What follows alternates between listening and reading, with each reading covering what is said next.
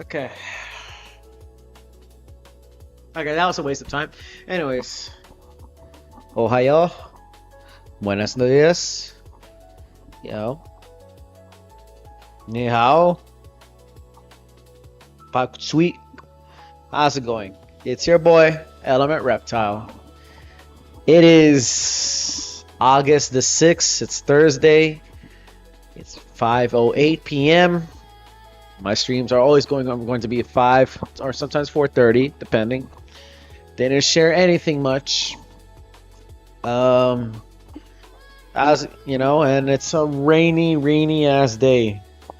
I'm listening to a good type of mix, apparently to make it good and nice and sunny, and that doesn't help it out. But that doesn't mean I don't know what I'm even saying at this moment. Well, it is a day. It is a day. It's not much today. I'm just sketching. I did as well, although I do had finally got my request. Had a meeting with the client I had talking to you know, about what the request of the commission they wanted, and they gave me a 2-week deadline. So I would be streaming on that for sure. I'm grateful for that one. Meanwhile, I am still looking for a secondary part-time at some point. You know, just on my field, You know, because I got to. You know, this is I work. You know, that's all. But either ways, I am doing something. This is probably the third time I'm doing shit like this. I hope I don't get suspended. Although if I get suspended, that means I'm doing something good. I know. You see for yourself. You see for yourself.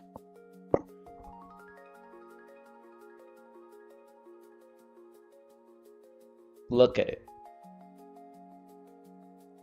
Just look at it.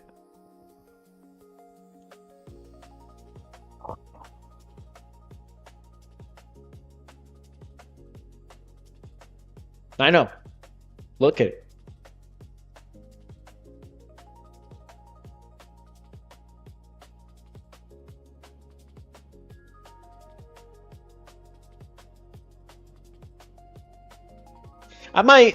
I hope. I'm gonna do something, okay? At least I can do things safely. I could draw this safely. This is gonna be probably the last page of the Anich and her damsel in distress OC I'm doing. So it's gonna be the sketch on that part. Two as well. You know, I am gonna be doing you know what I want to do. You know, I already listened to a lot of music throughout the streams. I want to listen to something else too. You know, someone I did it before. Couldn't stop listening to him because when the world needed it most, he appears. And I feel like I could really listen to a bit of a Wade Davis on the end. Since you know, there's not many people listening to me or something like that.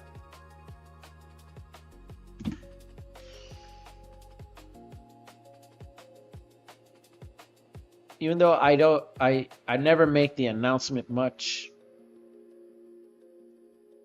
I should, but I don't make the announcement much.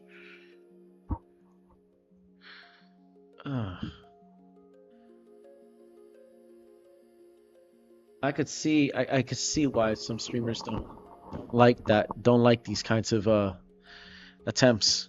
This is a daring attempt, but I can make it safer if I can. Honestly, not many people would do this. You know, I don't blame the world.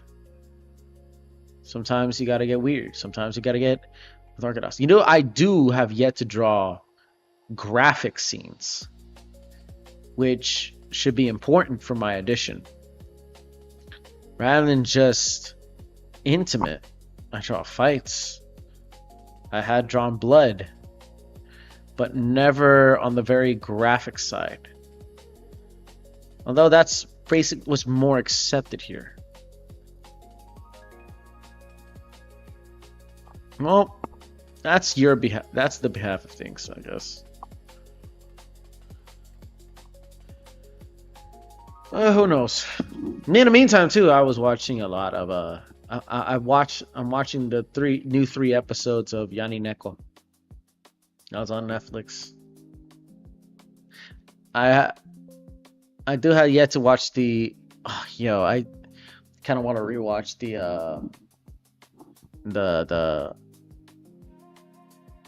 the Mononoke series. I'm watching too. I've been watching that Mononoke. That Mononoke is something. There's this specific type of style that they had. It was like a Kaganashi style.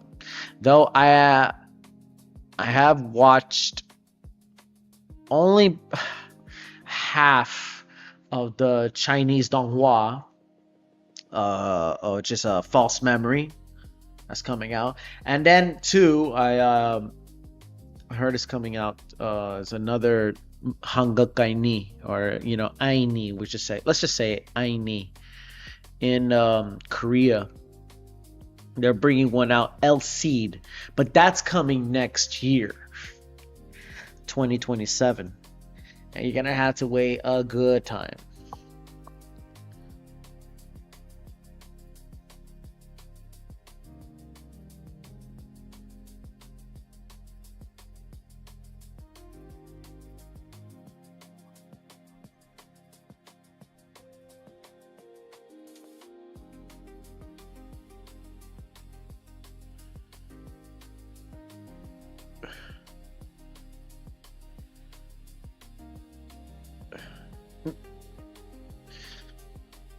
And now let's see what she can do. I mean, I did. Okay. Let me be. Okay, here's the thing. I did. I already did something like this before, and every time when I go to I try to switch and edit something, in the stream, I kind of like. This is not a good version. Like every time I did something like this, like I actually, like there will be glimpse, and I just go as fast as I can, and kind of like cross it out. Thank God the scanner within the system of freaking YouTube is not as fast as you think. If you stay for too long, then then it catches all the elements.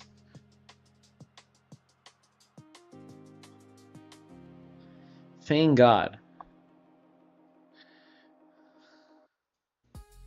Let's see. I know I gotta redo this version.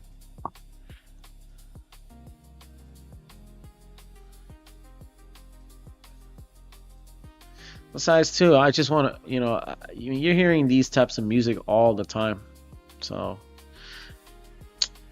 I'm just gonna. I want to listen to someone else. Maybe in a matter of 5 minutes, because this song's actually pretty good. Actually, this type of track kind of sounds good. Oh yeah, this track sounds good. I'm sorry. And then after that, I'm gonna be listening to something else. How does she do it? Okay. Let me just use the previous subcode.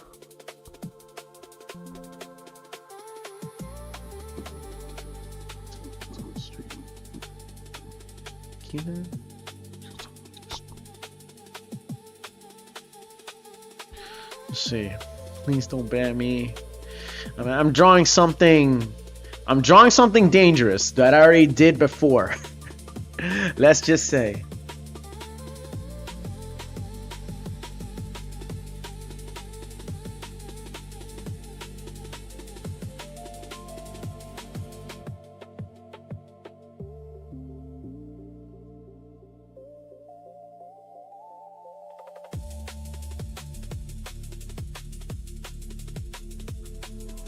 Let's see.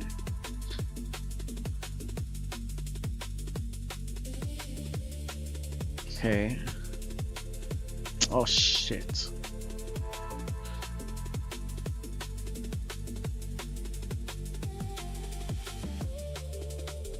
Hmm.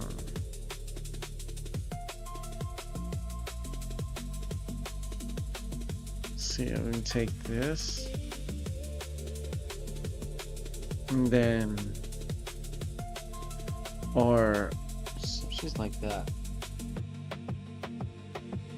Something like this. It's kind of like a, because we do these very cutesy little shoulders, those spiky shoulders.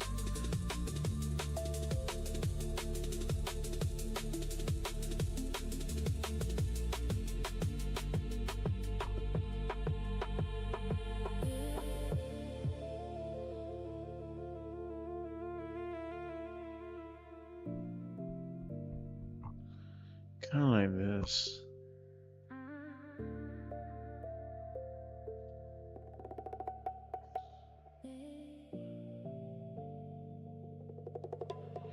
Maybe, oh shit.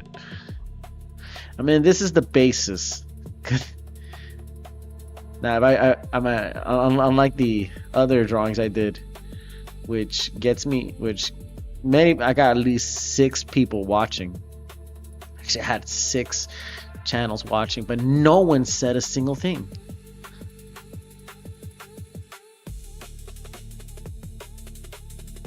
And then we're wondering, hey, yo, this nigga did not was going to draw this. What's the funny part? The Minecraft songs. I play, yeah, Minecraft.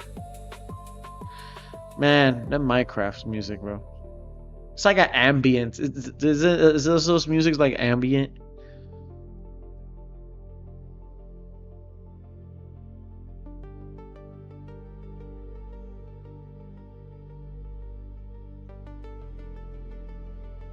Good. See, I see the hand parts. I'm not good at. Come on.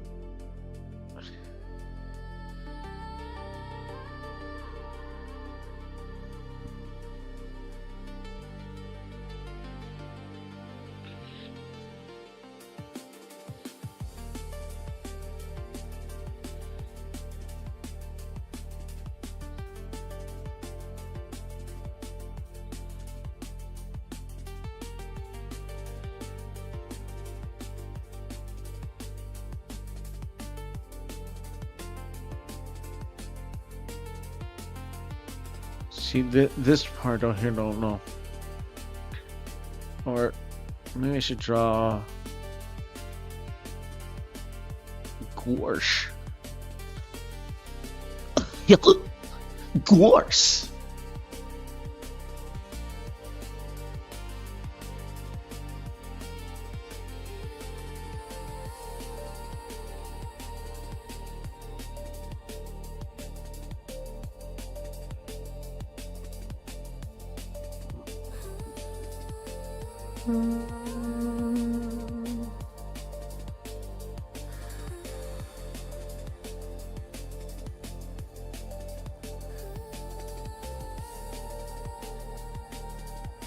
Kinda like fuck. A bit like fuck this shit. Ugh. Sons.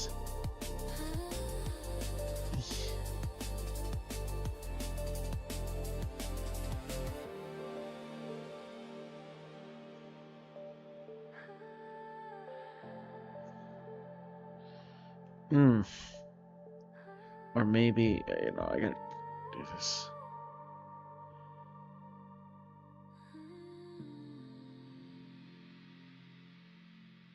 Kind of like this.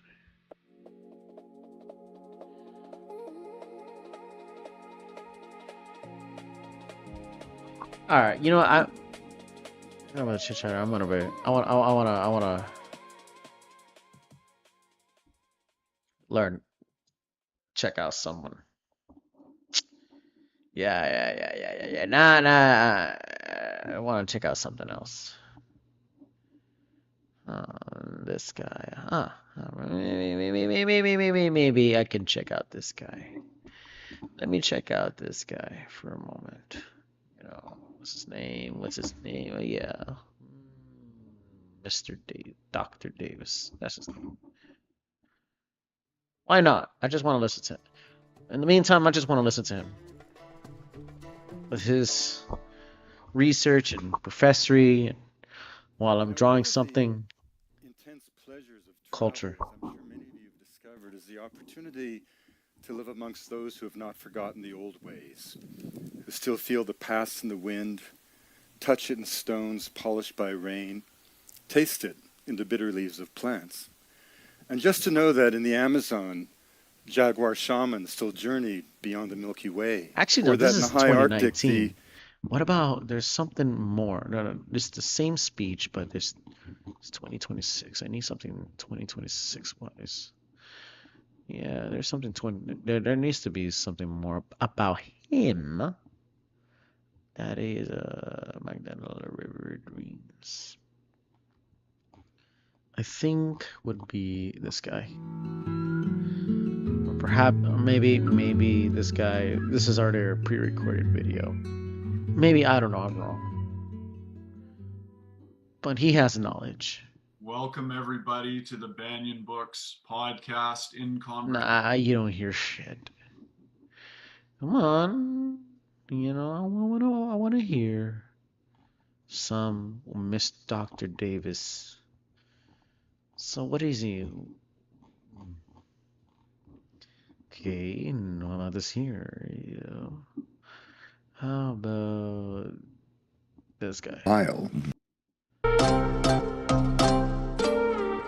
The festival treating you so far? Well, you know, I just blew in because I was back in Ottawa for the Royal Canadian Geographical Society, and that's a wonderful story. You know, 20 years ago, that was sort of almost like a garden club. And then John Geiger, who's became the new CEO, Yeah.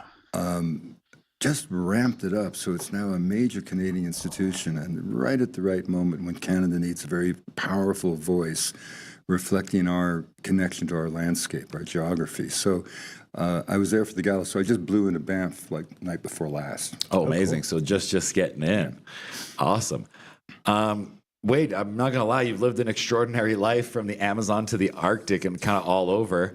When you look back at your own personal life, what set you on this path of exploration? You know, I grew up like many of us in a kind of staid suburb in Canada, in Montreal in my case, and a loving family, but a world and a family in which not a lot happened. And at a very early age, I really felt compelled to get out. And partly that was a reflection of growing up in the 60s and so on. But I found that the only way to get out was to say yes to every single opportunity. That was my mantra, yes.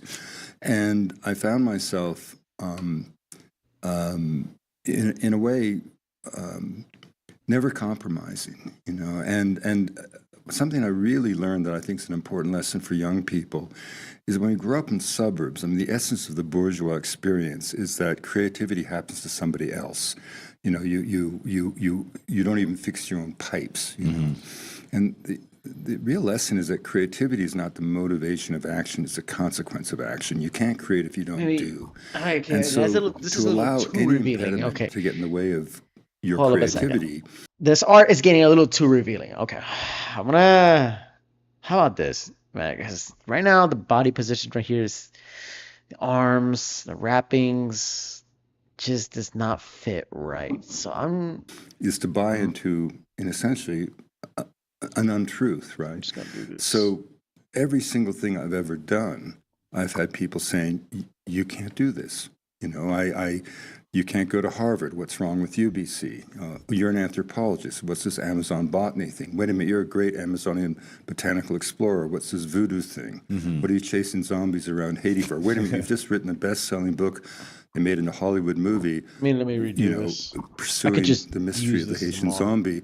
And you're going to go, what? You're going to go to Borneo and become a political activist for the environment with the nomadic Penan? Wait a minute, you've just written 2 books on nomadic Penan, and you're going to what now? Disappear and write a biography of who? This unknown Amazonian plant explorer, and yet that book comes out and is a bestseller. And wait a minute, you're a botanist. How can you write about George Mallory? Well, I did over 12 years, and I wrote Into the Silence, which is won the prize for the top book in the English language when it came out. So, you can't be a photographer. Why not? You can't be a filmmaker. Why not? You become a photographer not by talking about photography, but by shooting images. 100%. I've never quite understood writers going to creative writing programs, because too often you're being taught by those who, at some level, are unsuccessful writers, because that's why they're teaching, right? Yeah. And to have your material critiqued by other, beginning writers, how's that going to help you? I mean, if you want to learn how to write, study the masters. Get Hemingway beside your laptop for dialogue. Get Isaac Dinesen for landscape and character. Lawrence Durrell for the mystique of exotic places. Alejo Carpentier. Whatever books turn you on. Use those as your mentors and your teachers. Not obviously plagiarizing or copying or even mimicking, but just say, oh, that's how you do it. I think just gaining inspiration is a big thing. This style or this technique that you've developed, is this something that you found in your early age or something you've developed No, over it was your like time? everything else by force of circumstances. I was working, I was very fortunate. I mean, my life unfolded in kind of serendipitous ways. I mean, I went to Harvard because I used to fight fires in the 60s, and our fire camps were filled with American draft dodgers who would tell our bosses to piss off, and it was irresistibly charismatic. And one of them had a Life magazine with the Harvard student strike on the cover. I thought, at the age of 15, I thought that's where you go to become cool like these Americans. And I went there, but my family didn't have the money to go down to Boston with me. So they sent me with my big trunk, and I got to Logan Airport, and I realized I had no idea where Harvard was. And I saw this guy with a Harvard t-shirt, he didn't know either. So I dragged my trunk through the subway, and then I realized when I got to Harvard Square, my mother had made a mistake and sent me 10 days early. And I had no money, It's not just a dime I in my want the pocket. world to listen to me So I first. dragged my trunk until I found a church, and the pastor opened up the door, and that's when I fell in love with America. Put me up for a week, but he was a major war resistor, and his basement was full of like weathermen escaping to Canada. So I was completely radicalized, and I spent my first year at university basically making trouble. I mean, a handful of us made the last university-wide Harvard strike when Nixon bombed Haiphong Harbor. So the deadline to determine your major was the next morning, and I had not given it a thought. But I happened to walk out of the Peabody Museum of Ethnology, and with my head still swirling of these dioramas and the shaman and all the colors of the rainbow, I ran into a friend in the street, and I said, Stuart, what are you going to major in tomorrow? He said, anthropology. And I said, what's that? Well, you read about Indians. And like Forrest Gump, I said, that'll do. And so I signed on to anthropology. And after 2 years of just reading about Native people in books, I wanted to live with Native people. And I was in a cafe in Harvard Square. And there was a National Geographic map of the world right between myself and my roommate. Right? And David looked at the map, and he looked at me, and looked at the map, and he pointed to the high Arctic. Now, I had to go somewhere. If my arm lifted to the map, and if I hit Italy, I might have become a Renaissance scholar. But it landed in the Northwest Amazon. And having decided to go to the Amazon, there was only one man to see, the legendary Harvard botanist, Richard Evans Schultes, the man who sparked the psychedelic era with his discovery of the magic mushrooms in Mexico in 1938. So I knocked on his fourth-floor Erie door. I got as far as saying, sir, I'm for British Columbia. Well, he was such an Anglophile that his colleagues said the only way for him to go native was to go to England. And he thought Columbia meant his beloved Columbia in South America. And I said, I've saved up money in a logging camp, and I want to go to the Amazon and collect plants like you did. At the time, I had never taken a botany course in my life, knew nothing of plants, less about the Amazon. And this man for whom mountains had been named in South America, the greatest Amazonian explorer of the 20th century, looked across a mound of plant specimens and simply said, well, son, when do you want to go? And 2 weeks later, I got off the plane in Bogota, and I would stay in that first sojourn for 15 months, and I became an Amazonian plant explorer. Wow. Wild, wild. Well, you've often mentioned mentors and moments that kind of shaped who you are. Like, who or what had the greatest influence on your sense of curiosity about the natural world? Kind of like, Oh, without doubt, Richard Evans Schultes. I mean, this man. You know, I ended up not only getting my PhD with him and studying with him, obviously as an undergraduate, but I also would write a biography of him over 6 years. The book One River. wow. And in all of that time, altogether, perhaps 18 years, I never had an intellectual discussion with him. He wasn't like that. He was a man of action and deed, and such was the kind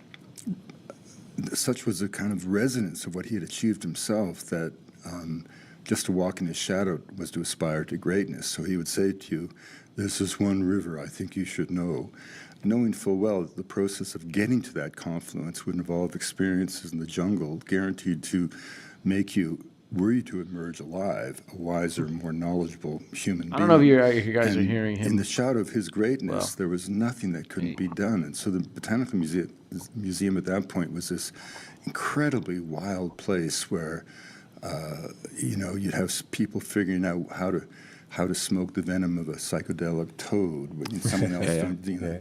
I mean, I was the first one to discover Hey, that. that's my boy psychedelic Hamilton toad, Morris. but, That's what he yeah, did. yeah. Andy Wilder. Hey, Hamilton Morris. I mean, Hamilton Morris did it. It took one white dude throughout the history of the United States of America to squirt some venom out of a toad, dry it, crystallize it, put it in a pipe, and smoke it. I mean, it took one person to do that, and then it took another dude who did so much drugs to the point that he created an encyclopedia of every drug he did known to mankind. And it's not, don't blame on him when he discovered about that. All I'm just saying that, hey, look, I don't advocate for drugs, and I will not advocate for that at all. But you know, Mike Tyson did it. Everybody did it. It's a hell of a trip. I mean, you better go hard or go home. You only live one life. That's all I'm saying. You know, they're smoking. That's why motherfuckers be smoking that Sonoran Desert toe venom, yo. I mean, hey. It opens the universe. I'm telling you that. Ayahuasca does the same. Don't try to do it alone. That's all I'm saying. And that is the Sonoran Desert toad, correct? Desert toad, yeah. But Schultes was like that. So when he, for example, in early 1982, summoned me to his office and asked me if I would be interested in going down to the Caribbean island nation of Haiti for a couple of weeks to look into the ingredients in a poison said to be implicated in the zombie phenomena. Yes. I said, of course, yes, having no idea that would be a turning point in my life, because I would end up spending 4 years, write 2 books, and become overwhelmed by the wonder of the human spirit as brought into being by the imagination in spiritual practice. Forgive my my ignorance, maybe, but what was the link between the psychedelic and the zombie phenomena? Well, the zombie by folk definition is the living dead. It's someone who's been had their soul stolen by sorcery and cast into a kind of perpetual purgatory, often said to involve enslavement.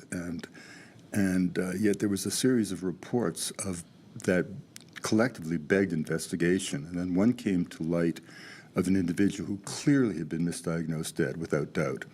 There was documentation. And the inspiration for the project was a man called Nathan Klein, who was the father of psychopharmacology, the action of drugs on the brain. And the Psychiatric Institute in Port-au-Prince had been set up by him, named after him. And the the zombie phenomena existed, but if we wanted to believe that this man had literally been misdiagnosed dead, there had to be an explanation, and that brought back our attention to long reports of the existence of a folk poison that was even mentioned in the penal code of the country, and it pops up in all the literature.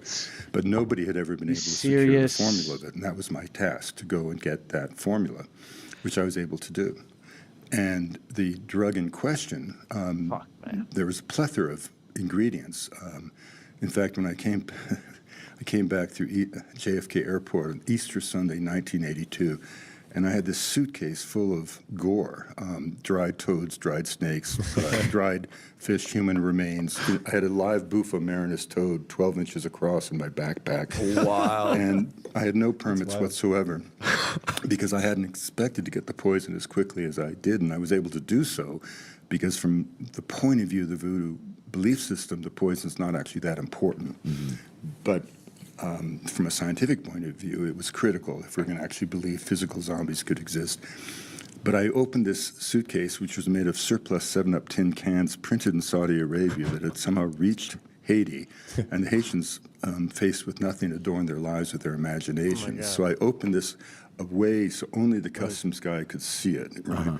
He looked at it, he slammed it shut, and he said, and I quote, "Look," and remember, this is JFK Airport. "Look, it's Easter fucking Sunday.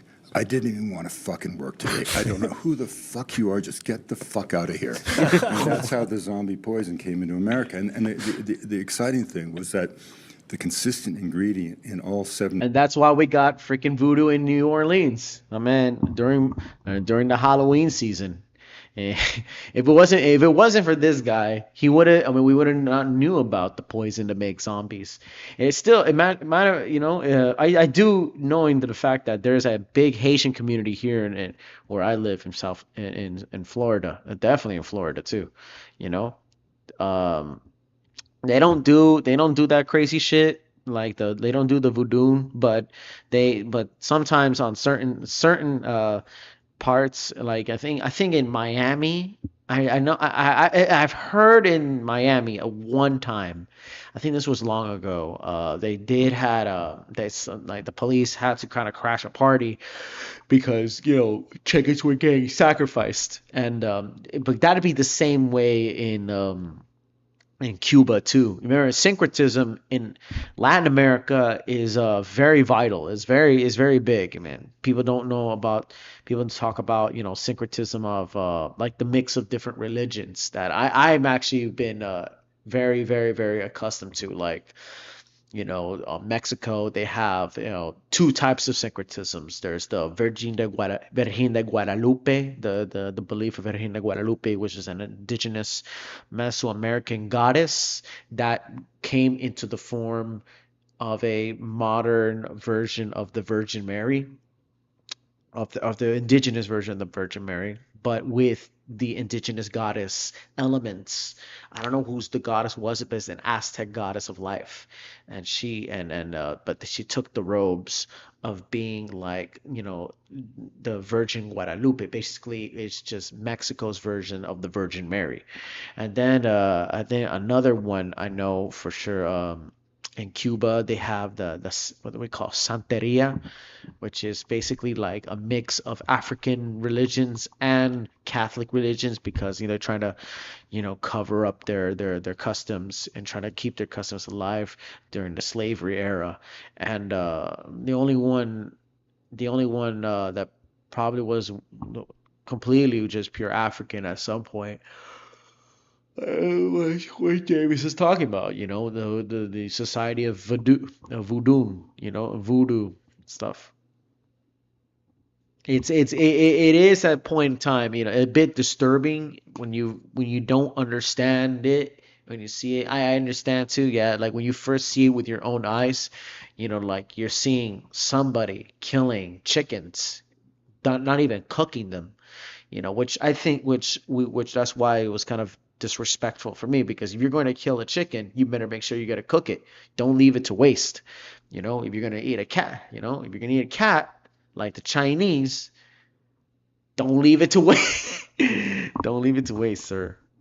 samples I had collected across the country was a marine fish in the order Tetraodontiformes, which has in its viscera at certain times of year a neurotoxin that is extraordinarily potent and kills in a particular way by interfering with sodium channels in the nerves, bringing on peripheral paralysis, dramatically low metabolic rates, and yet consciousness is retained until the moment of death.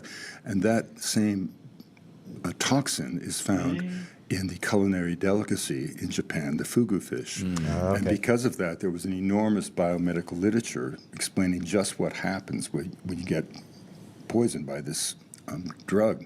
And in fact, in Japan, there are case after case of people nailed into their coffins by mistake who succumbed to the fish. In parts of Japan, if you succumb to the fish, you're laid out by the grave for several days to make sure you're really dead. So this took the whole zombie thing from the phantasmagoric into the realm of the plausible, and suggested that, given what we knew about the symptom picture of this man who had been declared dead, who was said to be a zombie, there was a strong correlation. And then the question became, who's controlling this? And that led me into the Bizango Champuel, the secret societies, which were the fountain to which Duvalier went to make his dreaded Tonton Macoute. So I had to figure out to what extent they had a symbolic or executive function. And so I became the first outsider ever to be initiated into the Bizango Champuel.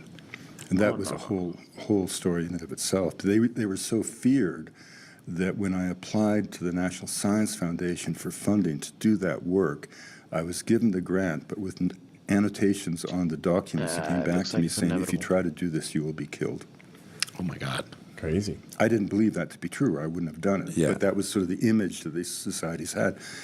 And then what was interesting is that I wrote a book, The Serpent and the Rainbow, and what actually happened is that the research was funded by an unknown patron, and they set up something called the International Psychiatric Research Foundation just to fund my research. And if I needed, as a graduate student, $10,000 by Thursday, I just had to call Manhattan by Monday. I had no idea where the money was coming from until one day when I went to debrief Dr. Klein in his penthouse in the Upper East Side. I saw this toad-like figure in the corner, and it was David Merrick, the Broadway and Hollywood producer.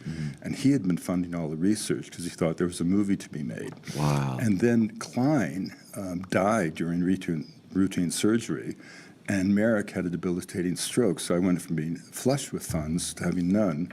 And years before, I had guided a British journalist across the Darien Gap between Colombia and Panama City. It was quite dramatic. We got lost in the jungle with 3 kuna. For 12 days with no food, chased by the Guardia Civil. It was a real adventure, and he had written a book about it, a kind of bad book, but a book. and I walked off the street to a literary agent in London and basically came out with a book advance, and I used the book advance to finish the research. But then I had to write a book, and I wrote 2 chapters that I thought was the best thing since the Bible, sent it in, they rejected it at Simon Schuster. It's great. This man is talking a crazy story, and he was the first one in the Darien Gap. And I think this guy may be the first to bring out about the Darien Gap thing, because the Darien Gap, for those who still recently has not even heard of it, people heard about the Darien Gap just because of politics, because of the whole migrant crisis kind of bullshit that happened that we had in the United States. I think from 2021 to 2024. That it's still happening. It's still happening. It's a dangerous jungle because it was so uncharted. Like there's the road into the Darien Gap, right? The road into the Darien Gap is disconnected because of the thick terrain. That is not only just thick, but it's also hostile. Filled with venomous animals and venomous plants. That made it impossible to even to kind of like intervene. That's why the jungle is to this day it's there. It's kind of like that. And then people talk about the whole microcrisis things, which really ruined the environment. Like they let trash all over the place. Dead people were there. A lot of people died there. Also a lot of trash there too. People were some guy left a bong there, and there was like a what we call coyotes or coyotes. We call them because the coyotes are always the people that do like human trafficking because of all that shit. All that shit happened.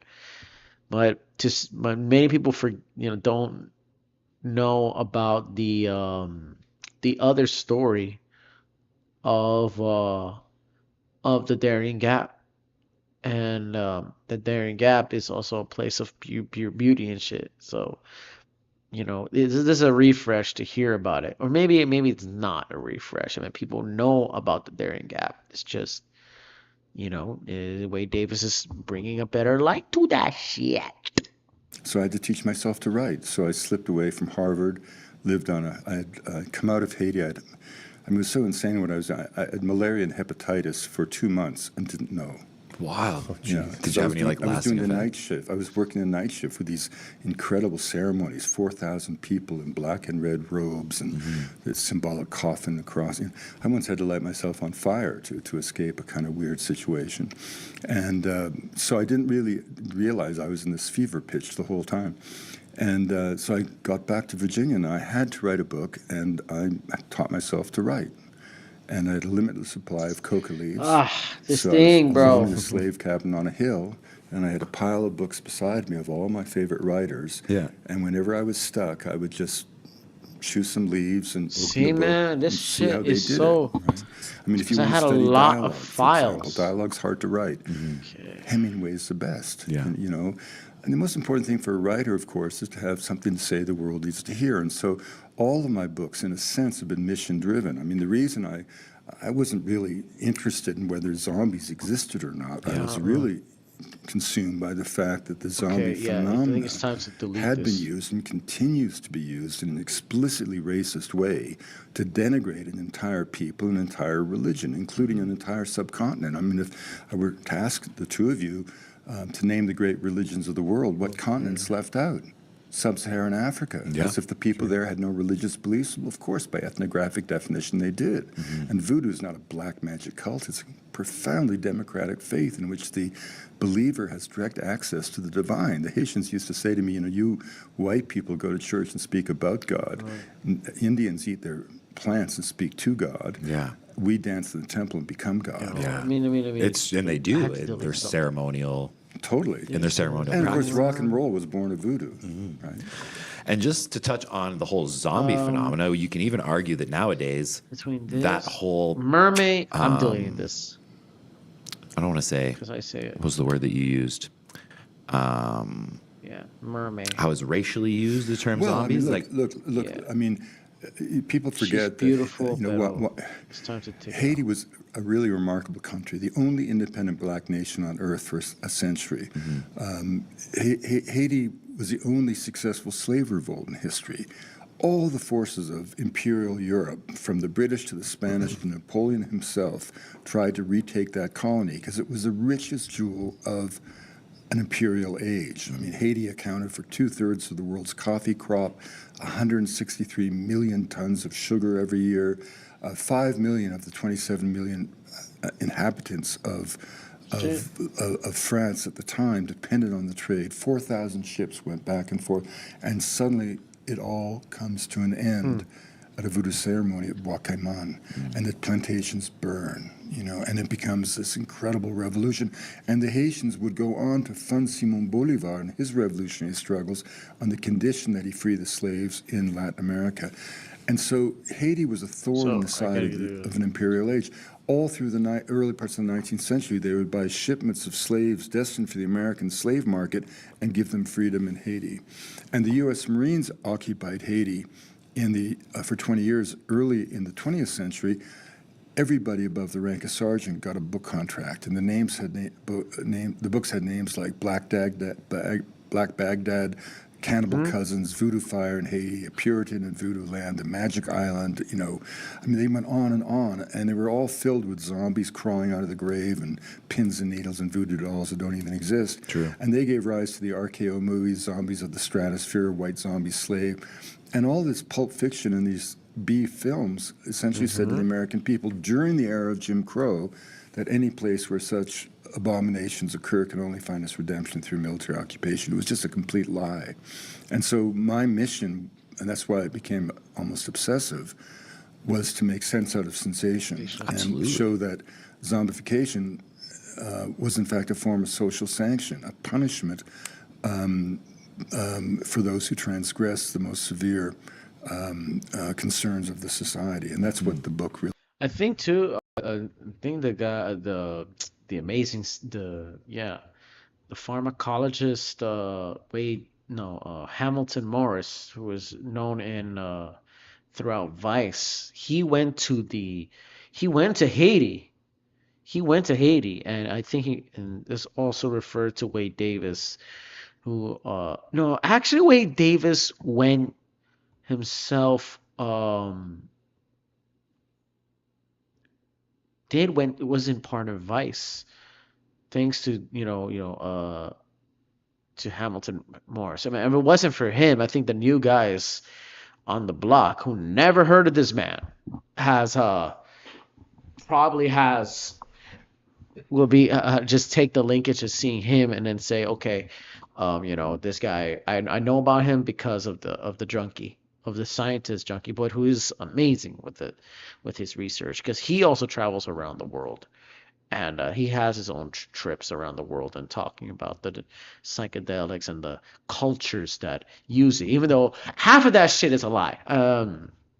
To be real with you, because sometimes like there's that also that like that big fucking stereotype where imagine all Native Americans use PO, right? Which is a cactus that actually gives off like a hallucinogenic side effect into that because it has toxins into that. I'm speaking of, I guess, basic like science.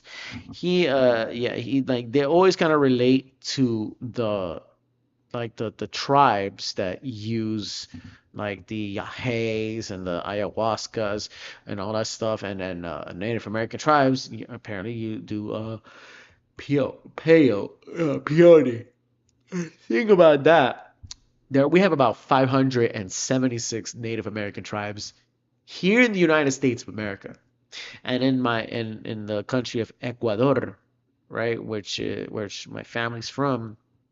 It has only about approximately 15, because it's roughly the size of Colorado. So you toss that, you can literally fit that country inside Texas. You can literally fit that country inside Texas. That's how small it is, and that's how big states are in the United States. Think of it. My state of Florida is much longer than Ecuador, but Texas and there's another animal, But like I said, there's about 566 different tribes, so not everyone's going to take peyote. Not every Native American comes from the desert. No, the tribes I have here, they live in the swamplands. They remember the coastlines. They never had anything about about a desert cactus. So not everyone's gonna have that. So there's a big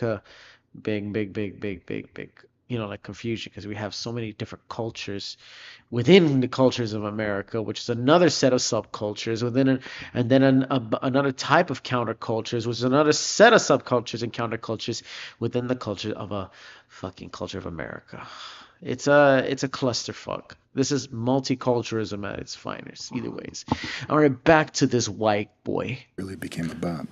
I mean, arguably, you can kind of see that still happening today when it comes to drug users. That's kind of what sticks in my mind. Is nowadays everyone's like, "Oh, the zombie drug users," and da da da. It's a very similar personification of that against a marginalized, or again, someone, a population that you'd rather get rid of or not worry about. Right? One of my big missions is, my first big professional mentorship really was to Tim Plowman, who had in the early 70s a very large government grant to study the divine leaf of immortality, coca, the notorious source of cocaine. Yeah. And this is an ongoing struggle to liberate the plant. And the interesting thing about this is that the efforts to eradicate traditional fields of coca leaves began 60 years before there was a cocaine problem. It had nothing to do with the pharmacology of cocaine hydrochloride, everything to do with the cultural identity of those who revered the plant. Absolutely. And so if you look at the literature, and I recently wrote a long essay in Rolling Stone on this, you look at the language being used by the UN officials, the health officials within countries like Peru, Bolivia, Colombia.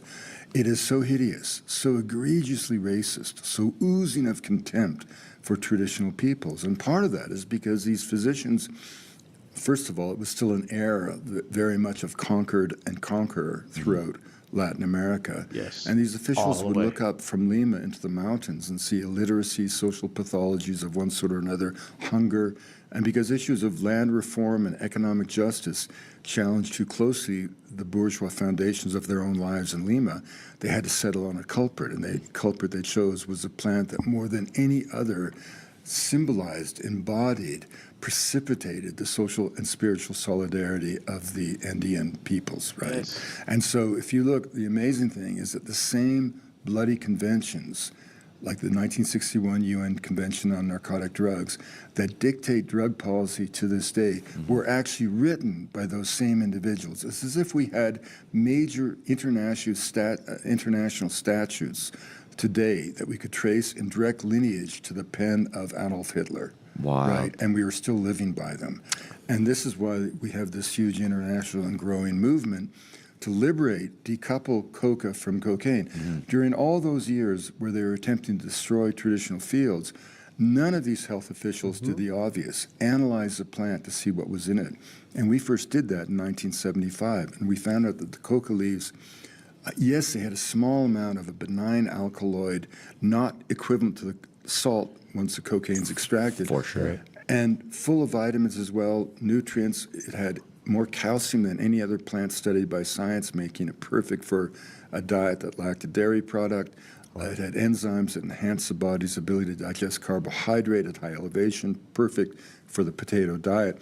And in one simple assay that could have been done at any time, we showed that this was a plant that had been used with no evidence of toxicity, let alone addiction, for 8,000 years, right? But they didn't do those studies when they could have because they didn't want to know that. We learned that. And as a result, for example, in 1949, when the UN Commission went to so-called study the so-called coca problem at the invitation of the elites of Bolivia and later Colombia, they announced their conclusions before leaving New York. And they announced those conclusions again upon arrival at Lima. And they spent 3 months going around southern Peru interviewing priests and generals and mayors and governors. They didn't speak to one single traditional user of the leaf. And then they went back, and their conclusions were codified in these very conventions that dominate this to this day. In Colombia, there are 230,000 families dependent on growing coca to survive. We have to give them a legal market. For sure. Colombia deserves the tax revenue of an international commodity so that they can pay the cost of peace, having drained their treasury for 50 years to pay the cost of a sordid war that would not have lasted a day without the profits of prohibition. So our first effort is to liberate the leaf so that this. And it's not just that coca is not cocaine. Coca is the most benign, remarkable stimulant, non-stimulant that can help all of our lives. You can't do anything behind coffee. Tea is relatively neutral, but coca is so benign and mild that you don't even know that you're under any influence. You have no sensation whatsoever. It's only the results where by the end of a long day you've realized you've been able to focus, concentrate more, be slightly more creative, and way more productive, and still be able to go home and do exactly what you're going to plan to do and start all over again. People always joke, guys, oh, how can you be so prolific? 40 films, 25 books I've written. And I just smile. Yeah, they have no idea. Well, honestly, I see it as kind of a reoccurring playbook. If you look at, again, your example with coca and the Colombia, Bolivia, that type of region, I'm a big cannabis user myself. I think it does wonders for myself, spiritually, mentally, physically. I think it really kind of helps helps me live my life on a day to day. Well, but the thing is, I mean, the whole point about drug use, the key adage is there's no such thing as good and bad drugs. There's good and bad ways of using drugs. For sure. For some people, cannabis, in your case, is very, very benign and beneficial. In my case, cannabis makes me paranoid. I haven't smoked pot in 40 years, but I stopped because it was starting to make me paranoid and dopey, and I just didn't Exactly, like it. too. That doesn't mean that there's anything wrong with the plant. Yeah. It's my, and It's because yes. I'll be real too. I be that same person too as well. Yes, I too have stopped smoking weed. I got pretty paranoid from it too. I'll tell you that. It got real paranoid. It's not because it's the plant. It's because I reached.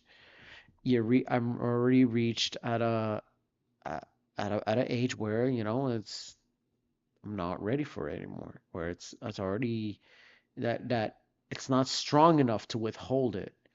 But also it's I think I think Wade Davis knows it too, is that it's also because people are lacing that shit. Niggas be lacing that shit on God. Like that's why I just don't give high trust to anybody out there who finally looks like an op on the streets.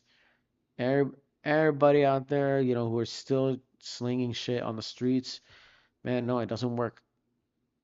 I don't trust it because I'm not good at it, and plus they just lace that shit, and then and therefore, what do we have to do? We have to go to the pharmacy, but sometimes the pharmacy is gets weak, and they sell like the fake things, or they sell something that probably also tastes terrible and brings out a bad side effect.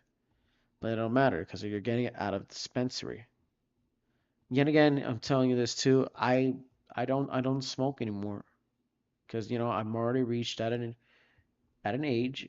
You will reach at an age where you know that it cannot your body's not compatible enough to kind of like do or focus on something that can help you after you're high and shit. That I came to an existence. That's why I never did alcohol too, because there's a point of time where your body will not adjust to that anymore. That's all it is.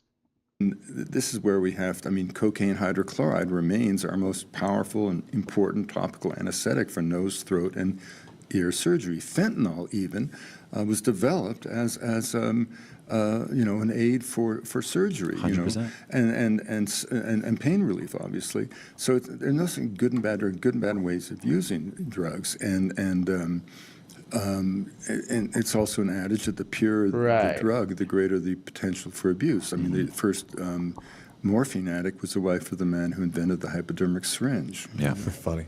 That's wild. Yeah, the There's one that almost did like I see it as heroin. a demonizing of First Nations almost health rituals, right? Like I said, it's I'm not sure. I don't really think that.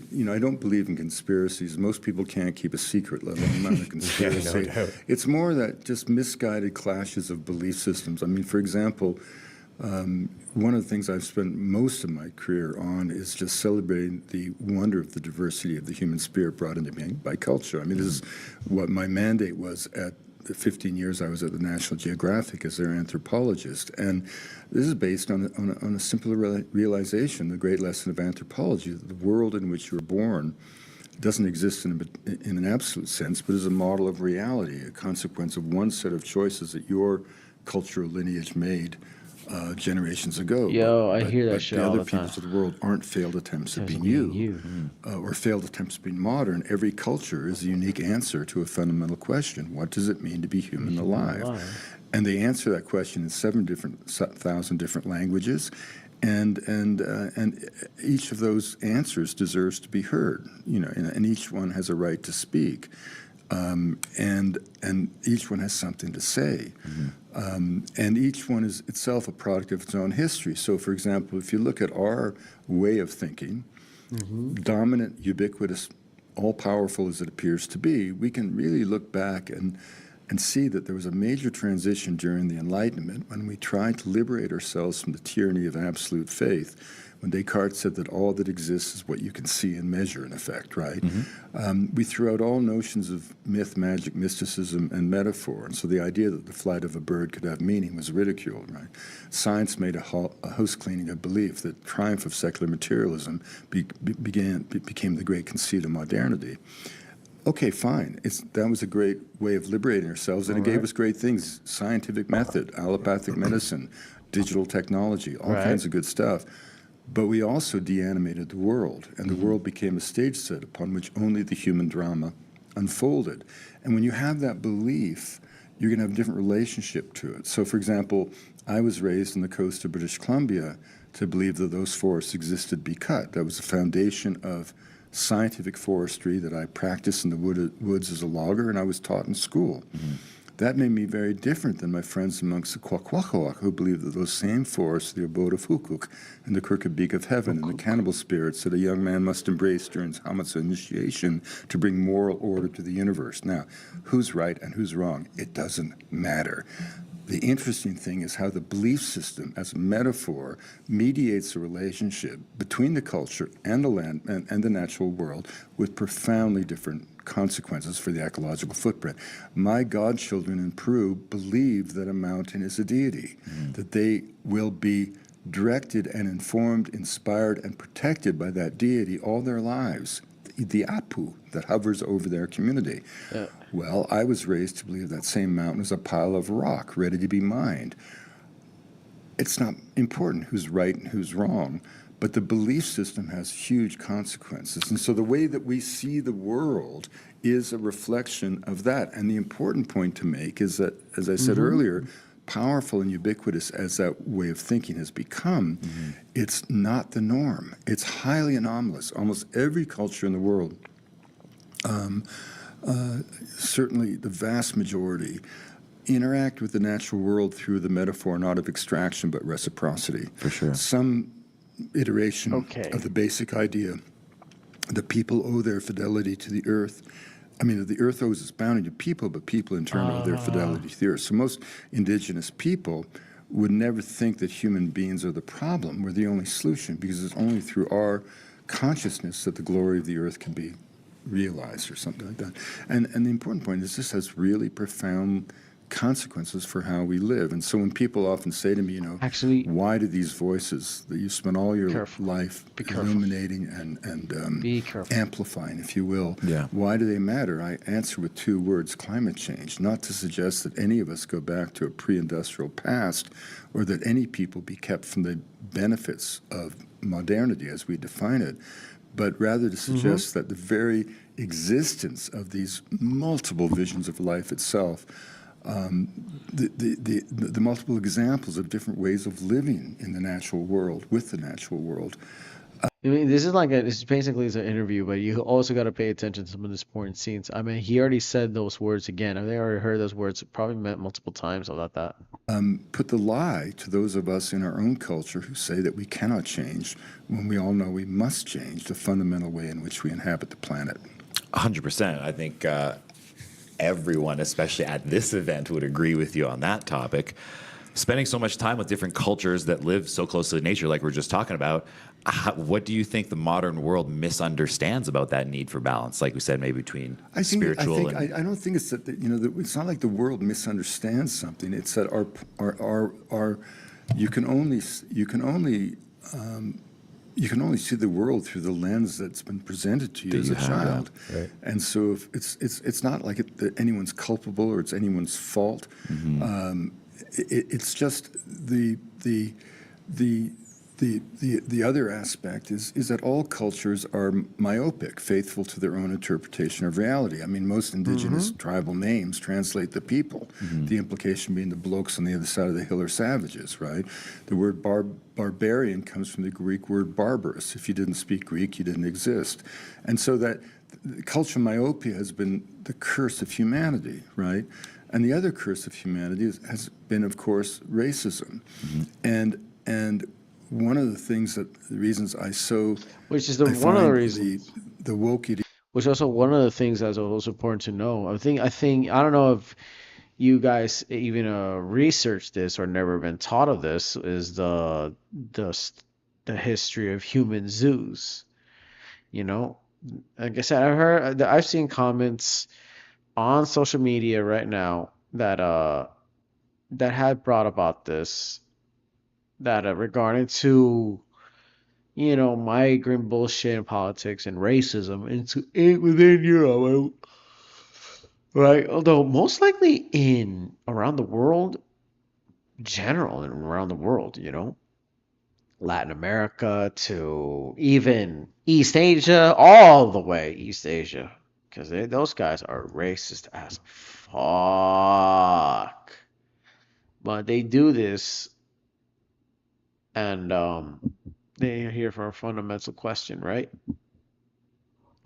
And yeah, bro, like they had, like, there is some shit out there. There really is some shit out there that. Ideology of critical race theory so deeply hideous and Hold on, I didn't vile. catch the whole topic because So I think the because woke I kind of one of like the had a things brain that the fart. reasons I find the woke ideology of critical race theory so deeply hideous Exactly. and vile is because critical race theory attempts to suggest that people born white are inherently racist, which is just such a nonsensical idea. And it's a tragic idea because it's also coming along in the very decade in which genetics has determined race to be an utter fiction. Right. Black and white comes down to nothing but sunscreen and vitamin D. Exactly, That's yeah. it. That's it. Yeah. It's nothing more than that. And in fact, it's kind of the space shot of your generation. I mean, the two events and scientific events or breakthroughs in my lifetime that will be spoken about 10,000 years from now. The first, of course, we saw from space when Apollo went around the dark side of the moon, and we suddenly had our entire perspective shift, when we saw that blue jewel of a planet floating in space. Now, in 1971, Canada became only the second country to have a Ministry of the Environment. Think about that. Wow. When I was a kid, just getting people to stop throwing garbage out of a car window was an environmental victory. No one spoke of the biosphere or biodiversity. Now those terms are part of the language of school children. But the space shot of your generation comes from genetics, because genetics in your lifetime has shown race to be a fiction. The genetic endowment of humanity is a continuum. We are all cut from the same genetic cloth. We're all descendants, all children of Africa, including those of us who walked out of the ancient continent some 65,000 years ago and settled the habitable world. But the really important point is, if we're cut from the same genetic cloth, by definition, we share the same intelligence. And whether that genius is invested in technological wizardry or into the complex task of unraveling the mystic threads of memory inherent in a myth is simply a matter of choice and cultural orientation. There is no hierarchy of progress. That old Victorian idea that we went from the savage to the barbarian to the civilized of the Strand of London, that the European Victorian society sat at the apex of a pyramid going down the slopes to the so-called primitives of the world, has been absolutely debunked by science, shown to be a colonial and racist conceit, no more relevant to our. And why you keep saying race? If race is a utter like construct, why you keep saying the word racist? Because reality is just culture. That's the thing.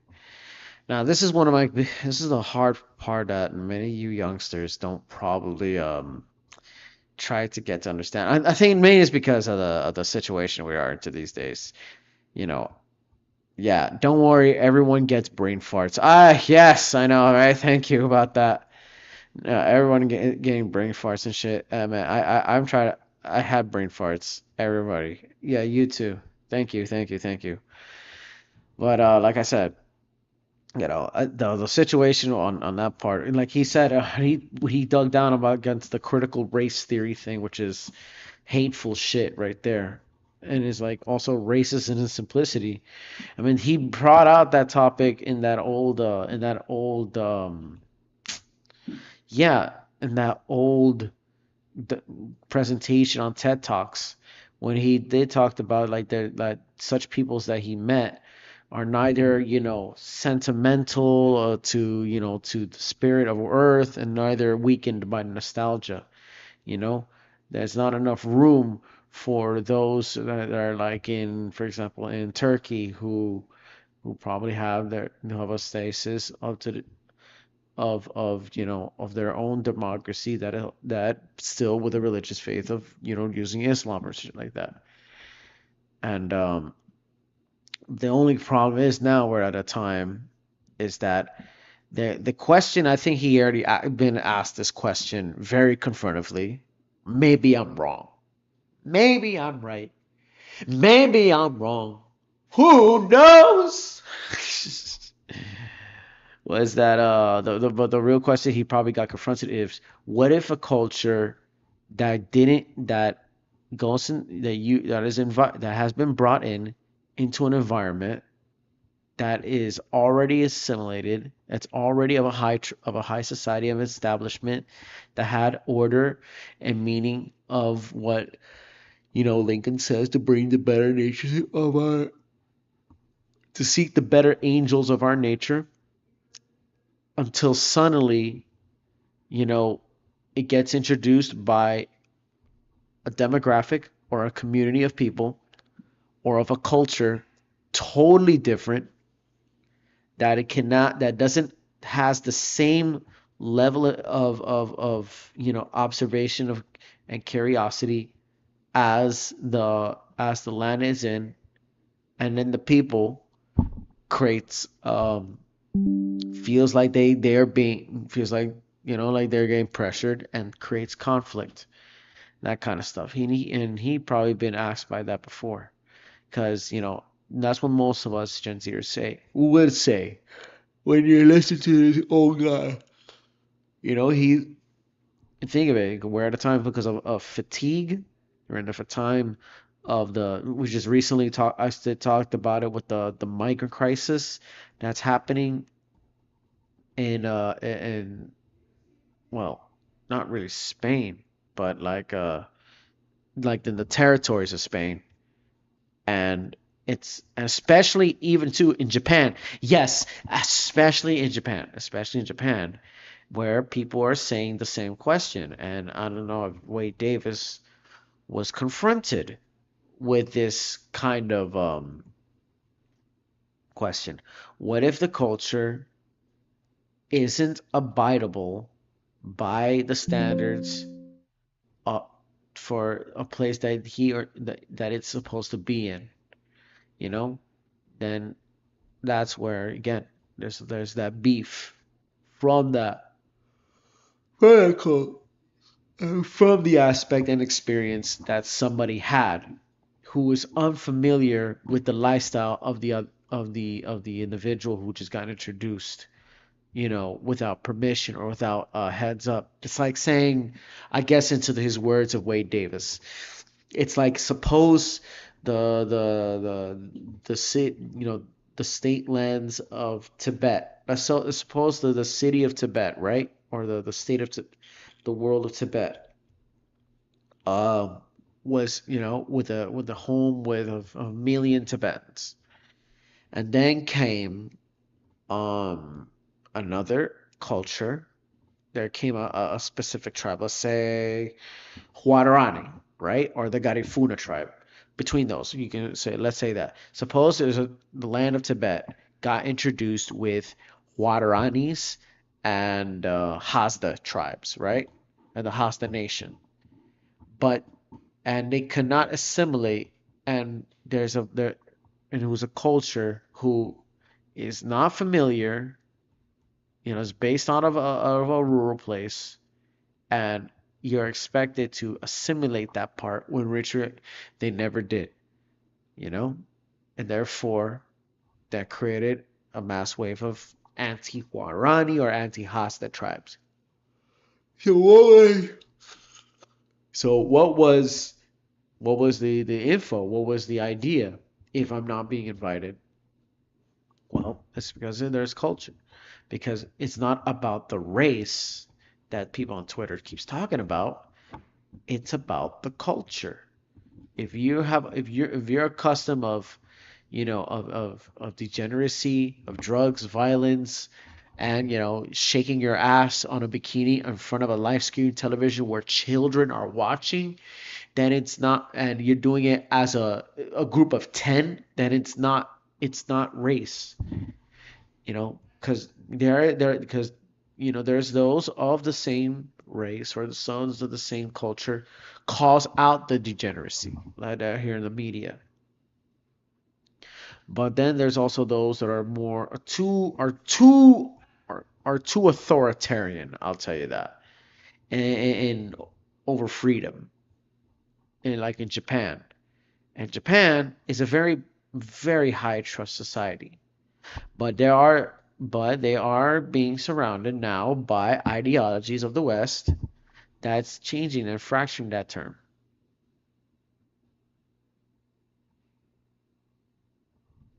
That's all. That's as for it is to be.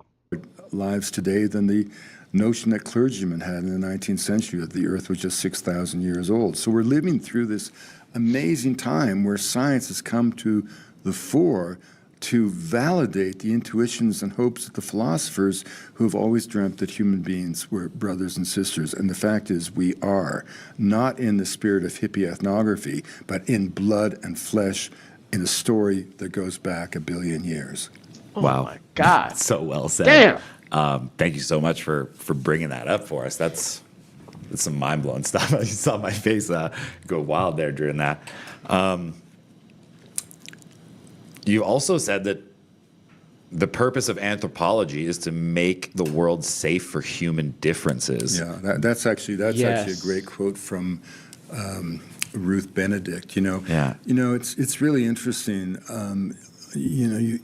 Part of this sort of woke orthodoxy, which I find to be so vile, is that anthropologists were just servants of the crown. Right. And, kind of shit? and that is such. That is such a fucking stupid thing to say when it's anthropology is a study of all things of the world.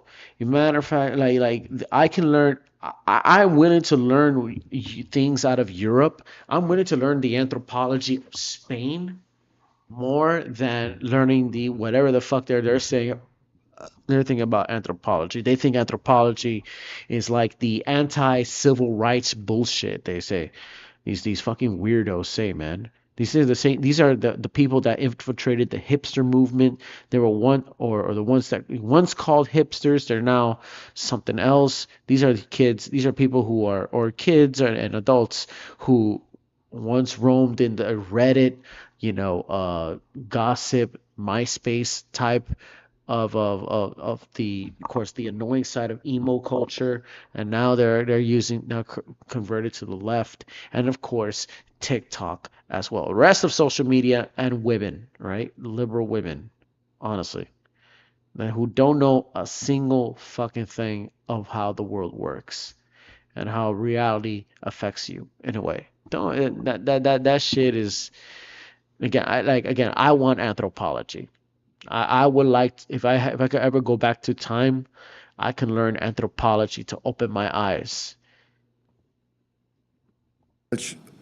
Well, even though it's not an important graded curriculum, should be a graded curriculum. It's simply so untrue. I mean, yes, in the history of European anthropology, British and French in particular, you had individuals, going into Africa at a time when the continent was being carved up, which is only 1888 after the Congress of Berlin. And yes, they would be in southern Sudan, and yes, a colonial authority would say, well, who are those people we're administering, having sliced up the pie, and so maybe an anthropology, well, the newer and they're organized like it. But I mean, the idea that the anthropologists were the front scouts of empire is sort of ridiculous. And more importantly, in North American anthropology, it was a completely different game. Here, it was led by Franz Boas, and it began in Canada. Franz Boas was the first to ask what culture meant. He coined the term, the concept of culture as we know it to be. He spent time with the Inuit, and he saw how hopeless he was in the notorious Arctic blizzard, where they saved his life, in effect. And then he came to the West Coast and he saw that high civilization could be achieved without the cult of the seed, without agriculture. And all of this just turned him upside down. And he came up with the fundamental idea of cultural relativism, which was the idea that we create the worlds around us. Beauty really is within the eyes of the beholder. Manners don't make the man, men invent the manners, right? And this whole idea. And it was never separated from social justice and the fight for social justice. He did more to... Nigga, I ever hear the word social justice, I'll be thinking of that South Park episode. Social justice, 1, 2, 3, woo, woo. I want a new PC, woo, woo. We are language fucking police. We are language fucking police. We are fucking, you know, that kind of like, let's get it, mother. I'm stupid. To liberate America from racial prejudice than anybody in his time. And so, for example, if you, the best way to understand this is to imagine what your great-grandfather thought. There is not one single thing. You might love your great-grandfather. You may have heard all about him, or your mother, you know. There's not one thing he believed that you would agree with. And most of what he believed you'd find morally repugnant. His attitudes towards homosexuality, towards women, the place of women, towards the environment, he didn't even think, towards race. And if you believe, for example, today, that it's completely normal for two women to come together and have a family, and a good family, as long as there's love in the house. If you think it's completely normal that your Jewish friend would pursue the Buddhist Dharma, if you think it's completely normal that we would view the environment as living a series of interconnected, miraculous events, all this is saying is that you're a student, a child of anthropology. We live today in the social world of their dreams. When I say they, I'm talking about this incredible cadre that came around Boaz, most of them women. Ruth Benedict, who said famously, as you quoted, the purpose of anthropology is to make the world safe for human differences. Margaret Mead, as the incomparable Zora Neale Hurston, who solved, by the way, the zombie problem 40 years before I even heard about it, and no one listened to her because she was a woman and she was black. We live in a world gifted to us by the anthropologists, a world that would be utterly unrecognizable to your great-grandmother, right? And this is a world from which we can draw such inspiration and hope. You know, your generation has been bombarded by pessimism. I would agree. You know, all of these people of my generation who indulge themselves with an almost biblical, if not pornographic, obsession with the coming apocalypse. The world is not coming to an end. No. And there's no greater disservice of an elder to a youth to say that it is. And if we are fighting for the well-being of the planet, and climate change is not... How many times in God's fucking grave and backyard have you guys even hear all the time about how the world's gonna end and this and that? August 2036, you know, the heat death of the universe by Squidward tentacles, or in an AI freaking SpongeBob, you know, YouTube channels or shit like that. You know, it's like it's like you're running over already a dead cat already.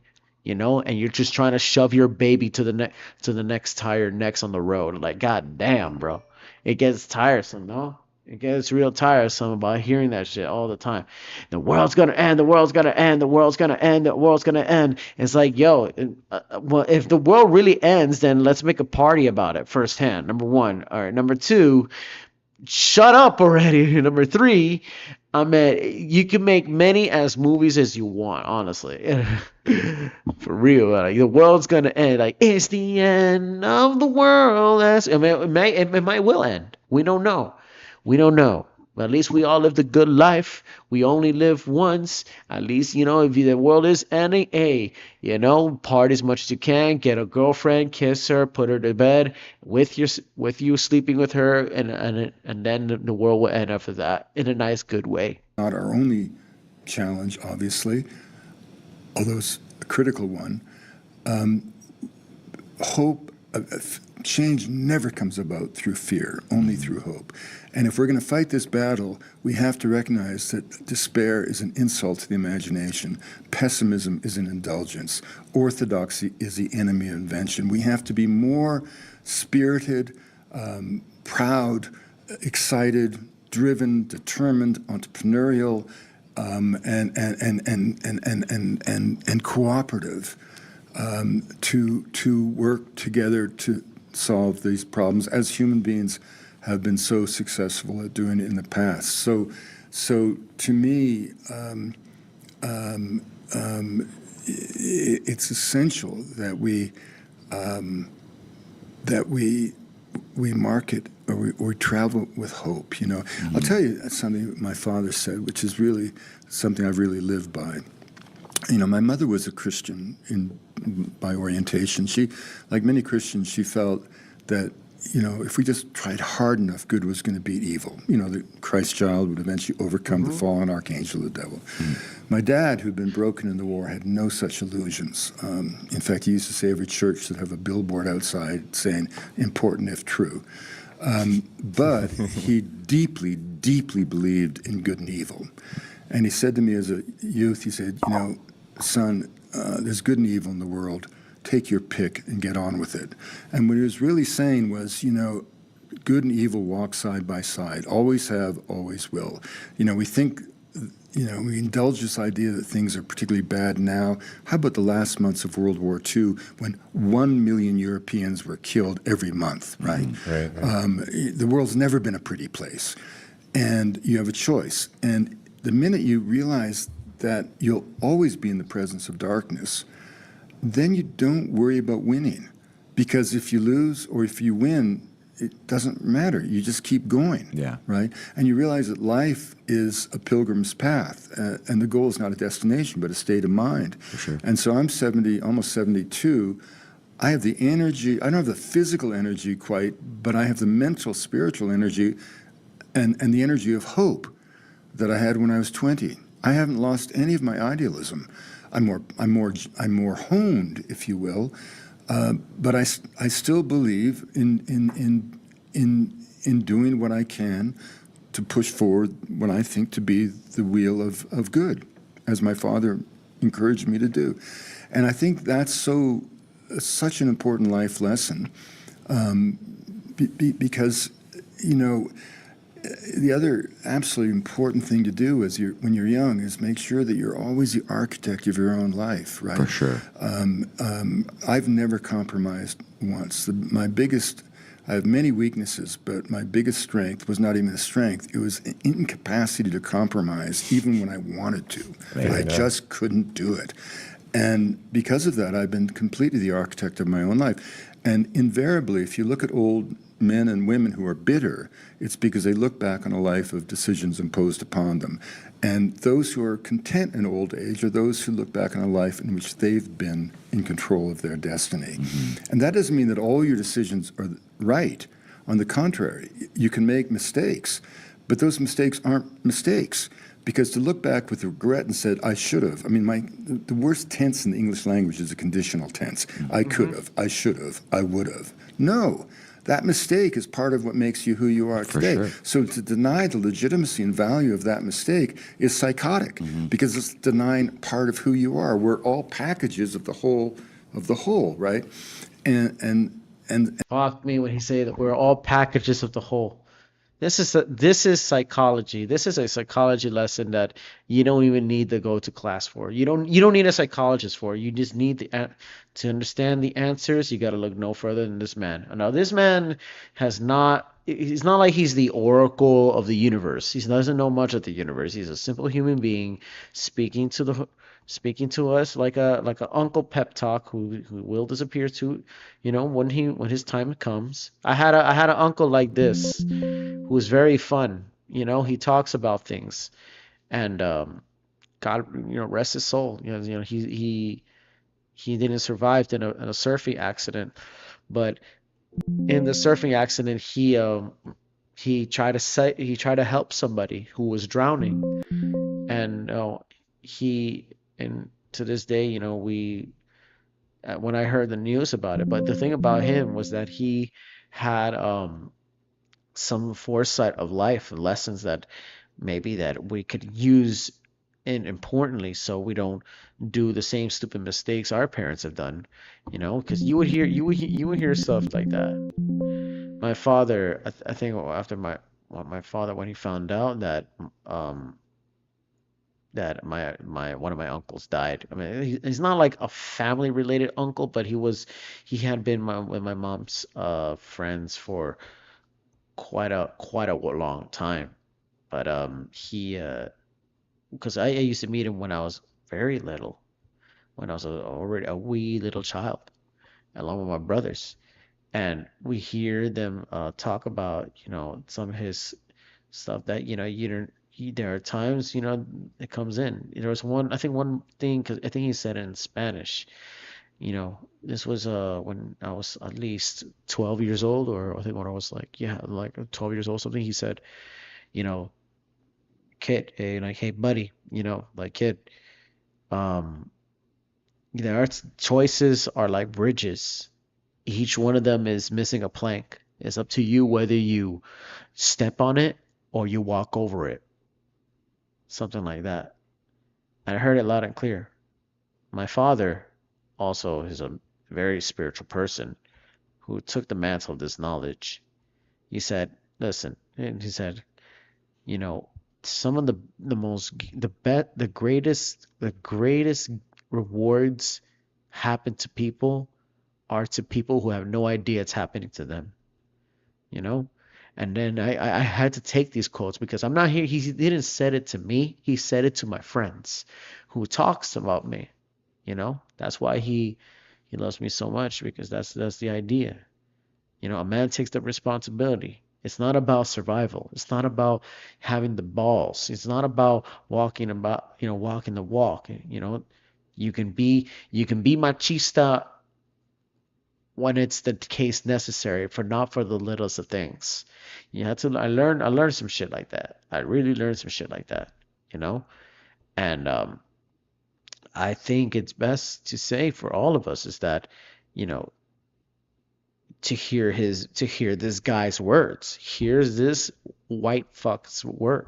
This white fuck of a guy, these wise words. The world which you are born in does not come in absolute sense as one model of reality. And only for you that can you can be complete and then pure. It will complete you until you're pure. Because no man is pure if he's not complete. That's my saying. For such gifts that will happen to those who have no idea that is happening to them. That's the second one. And on top of that, because of those gifts, each of them has a bridge, and it's such because by choice. Again, you can either walk over those missing planks or you step on them, because that's the choice. You know it's right, and it can give you a right choice, or give you a right result or a wrong result, which you never should be a failure about it. Don't feel guilt about the failure. Actually say, you know what? I want to learn from this failure, and then we can redo this again, over and over again. Times it's like a video game sometimes, but it's also like an arcade. It's not like Forrest Gump out there saying, "Hey, life's like a box of chocolates. Each I'm still picking them," something like that shit. Because then Dave Chappelle was going to say, "Hey, hey, life's like a pack of weed. Sometimes you gotta puff and pass until until you realize it's over. That's what Dave Chappelle would say when he was on his 20s. I mean, fuck it, on God." And so, if you just keep focused on being the architect of your life, and that implies being patient and giving your destiny time to find you, right?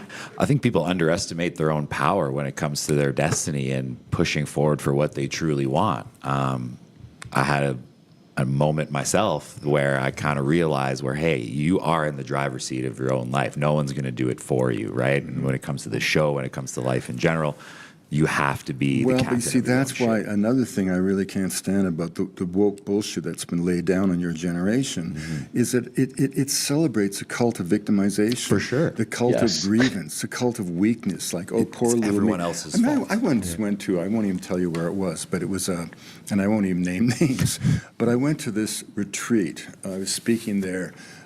And it was populated by women and men who came off the magazine of fashion. I mean, everybody was beautiful. Everybody was wealthy. Everybody was hip and cool, microdosing while they did their hair. I don't know what.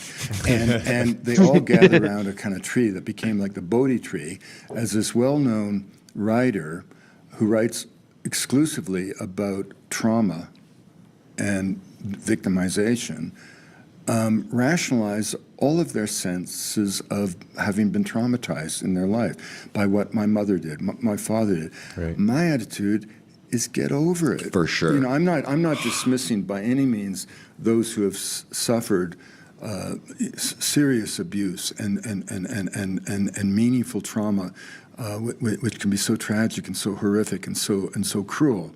Don't get me wrong, but this idea that somehow the world owes you something, or that you I mean, I get a lot of young people, your generation, I mean, not you guys particularly, but your generation, was the generation of building up the CVs to get into college, right? So you grew up with programs like, I built a church in Guatemala, I worked on an archaeological site in Alberta, Right. and so it's all part of your CV, and so that you get through the college thing or high school or whatever you do, and then you sort of think of the world as like programs you sign up for. So I get so many young people, and I, by the way, answer every email I get from a young person, because to not do so is to slap them in the face, because they're actually not asking what they think they're asking. They're really saying, am I somebody? Yeah, Can I right. reach out to someone I admire? Will I be acknowledged? And of course, you do want to acknowledge. And That's valuable. but so many of them are like, how do I get to be you, in effect? How do I get to be in a National Geographic explorer? How do you get to be anything, a writer? Well, if they actually knew, they'd go right to law school. I mean, it wasn't easy, I suppose. I mean, in retrospect, I just did it. How do you become a botanical explorer in the Amazon? What program do I go to get to be that? And the answer is the program is your own two bloody feet. Yeah. Get off a plane, go to the jungle, and start collecting plants. Honestly, Create that's your what own I did. program. Create your own program, and I think. Which is why, most people who don't chase their dreams like this, like I do, like I don't need to go. I mean, I hear artists, most like EDM artists, like DJ artists who are famous, who say, I don't go to school. I don't do college. I don't learn. I don't do this. I sadly I learned animation, and I didn't do the animation work myself. I learned it from, because I had that kind of thing on Maya, and now I lost all that knowledge. Now I've had to try to force myself to learn how to do Maya, to do Blender, after completely like training myself my whole life up to no avail, knowing that, well, not you too, that I didn't have much money, recent money to pay for such things. I didn't know that stuff. I really did not know that stuff, because I guess my brain was not really developed. My brain doesn't develop like in 5 years. That's the thing. So my brain's a little more developed now, because I've just recently just got crept up to this. That's it. But that doesn't mean anything at all. That really does not mean anything at all. If you know what I'm trying to say. So I have that feel believing that, like Wade Davis said about this shit with the whole woke alliance, bro, that you just gotta get over it, and their brains are not developed with that shit, or they're not even developing their own experience, and that's why they're all bitching and complaining, and because such ideology or such things that they have felt through trauma. Well, okay, the name of Riza, Islam. How about this? Instead of running away from your trauma, go face your trauma. Go face your trauma. You know, talk about it. Talk throughout. Confront it. Confront the trauma once and for all. Otherwise, it's going to consume you and you're going to call out victim. Like we're in the time of fatigue. We in the time of hella fatigue. Come on, bro. Time to, give up. Time to kind of like change that up. Time to move on with it or try to confront it. Because your only way to unite is to actually unite face against your problems, your personal problems that are on the line of fatigue, yo. That's all. That is happening to every one of us, yo. I think part of the coddling of the American mind is a little bit not realizing that people have to seize their own agency. They have to be architects of their own lives. They have to risk. They have to jump off cliffs. And that, my old friend Terence McKenna said the great lesson of the sage is you jump off the cliff, you don't land on a rock, you land on a feather bed. The world exists to lift you up, not put you down. Everything I've ever done has been, how can you do that? Why do you have to go to Harvard? Oh, you're an anthropologist. What's this botany thing? What's this? You're a zombie guy. What's this? I said that earlier in our conversation, and I just never listened to those voices, right? And in retro, and don't get me wrong, it's not like I haven't gone through periods of incredible depression or angst or uncertainty.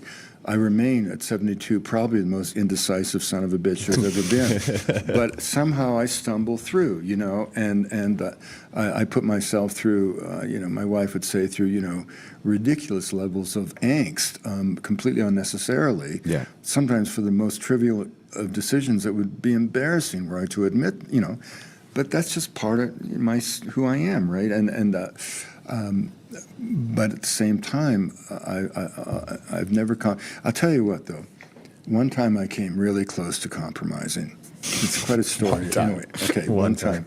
What happened is, I would come out of a logging camp, and I had gotten a degree from Harvard, and I had been 2 years in the Amazon. I just didn't know what to do. I felt a lot of societal pressure to know what I wanted to do.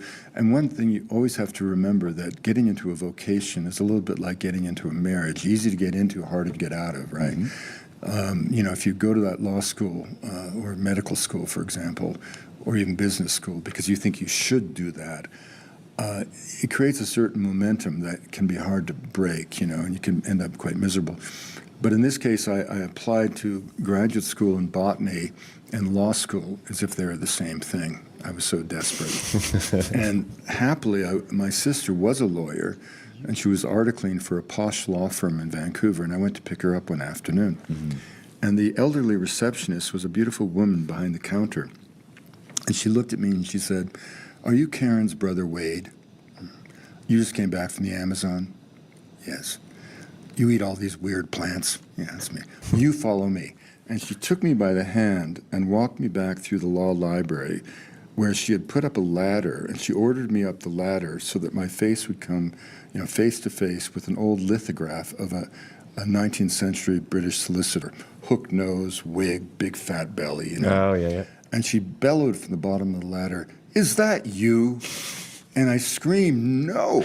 Came down the ladder. She literally took me by the hand. I didn't know her from anyone, and took me to the front desk and pointed to the phone. I picked up the phone, called the law school, retracted my application, and went back to work with Schultes at Harvard. Amazing. So maybe another big influential moment for you in your life. My fairy godmother. Earlier, when we spoke a little bit, touched on climate change, and you mentioned the need for cooperation in order to move forward. Do you think that's still possible in this current global climate? I think that's part of our problem is that, we're now having the 30th COP gathering in Belen, the 30th since climate change was identified in 1972 in Stockholm as an existential problem. It's obvious the nation states are effectively incapable of coordinating in such a way. But I think the good news is that the obsession with getting to net zero, we know it ain't going to happen, but the good news is that maybe it doesn't have to happen in one sense. The single most important thing we can do for climate is not I mean, by all means, change your personal habits. I mean, obviously, individual moral decisions or ethical decisions, once they become embraced by the collective, have a force of their own. That's how social change happens. But if we all stop getting on airplanes, for example, it's not going to stop the 80% of the world who have never flown from getting on an airplane. Right. We're going to have by 2040 something like 42,000 new jetliners in the air. We were talking about that the other day, actually. So what can we do about climate? The single most important thing we can do for climate is liberate women and give them control of their bodies and economic opportunities. Why? Because whenever that happens, reproductive rates drop. And when the reproductive rate drops below 1.5 for 2 generations in any country, the population is cut in half. South Korea right now is 0.8. Most of the world is approaching 1.5, even India and China. And so what it really means is that your grandchildren, or maybe your great-grandchildren, are going to live through the greatest demographic collapse in the history of humanity. Wow. So the global population in their lifetime will precipitously collapse and probably drop down 30 to 40 to 50%. And that's not something being driven by public policy, by governments, by ideology, by pop culture. It's just happening. So that's the single most important thing we can do. And then there are other things we can do. I mean, 8% of global emissions come about from food waste. Right. You know, Americans throw out over 106 billion meals a year, right?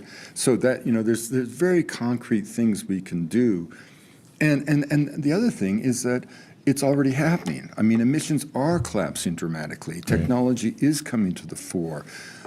Change is never maybe as fast as we think it needs to be, but it is nevertheless occurring at an astonishing rate. I mean, think of it, guys. I mean, my lifetime, you know, it's really cool to talk about. I mean, I don't mean to keep sort of invoking me being older than you, but I mean, it's like, you know, you can't imagine how inconceivable it was when I was at the forefront of the gay movement. I mean, I wasn't gay, but my best friend was. He died of AIDS. I had dozens of guys die of AIDS. If you had told me just as recently as the 1970s that gay marriage would be acceptable and legal, I would have said, no possible way. Fair. Lifetime of my mother, if she was alive today, would have been running Hewlett Packard. Her life was crushed by the circumstances of women post-World War II, when Rosie the Riveter became Betty Crocker, and they were driven back into the kitchen. Crushed the spirit of women, destroyed my mother.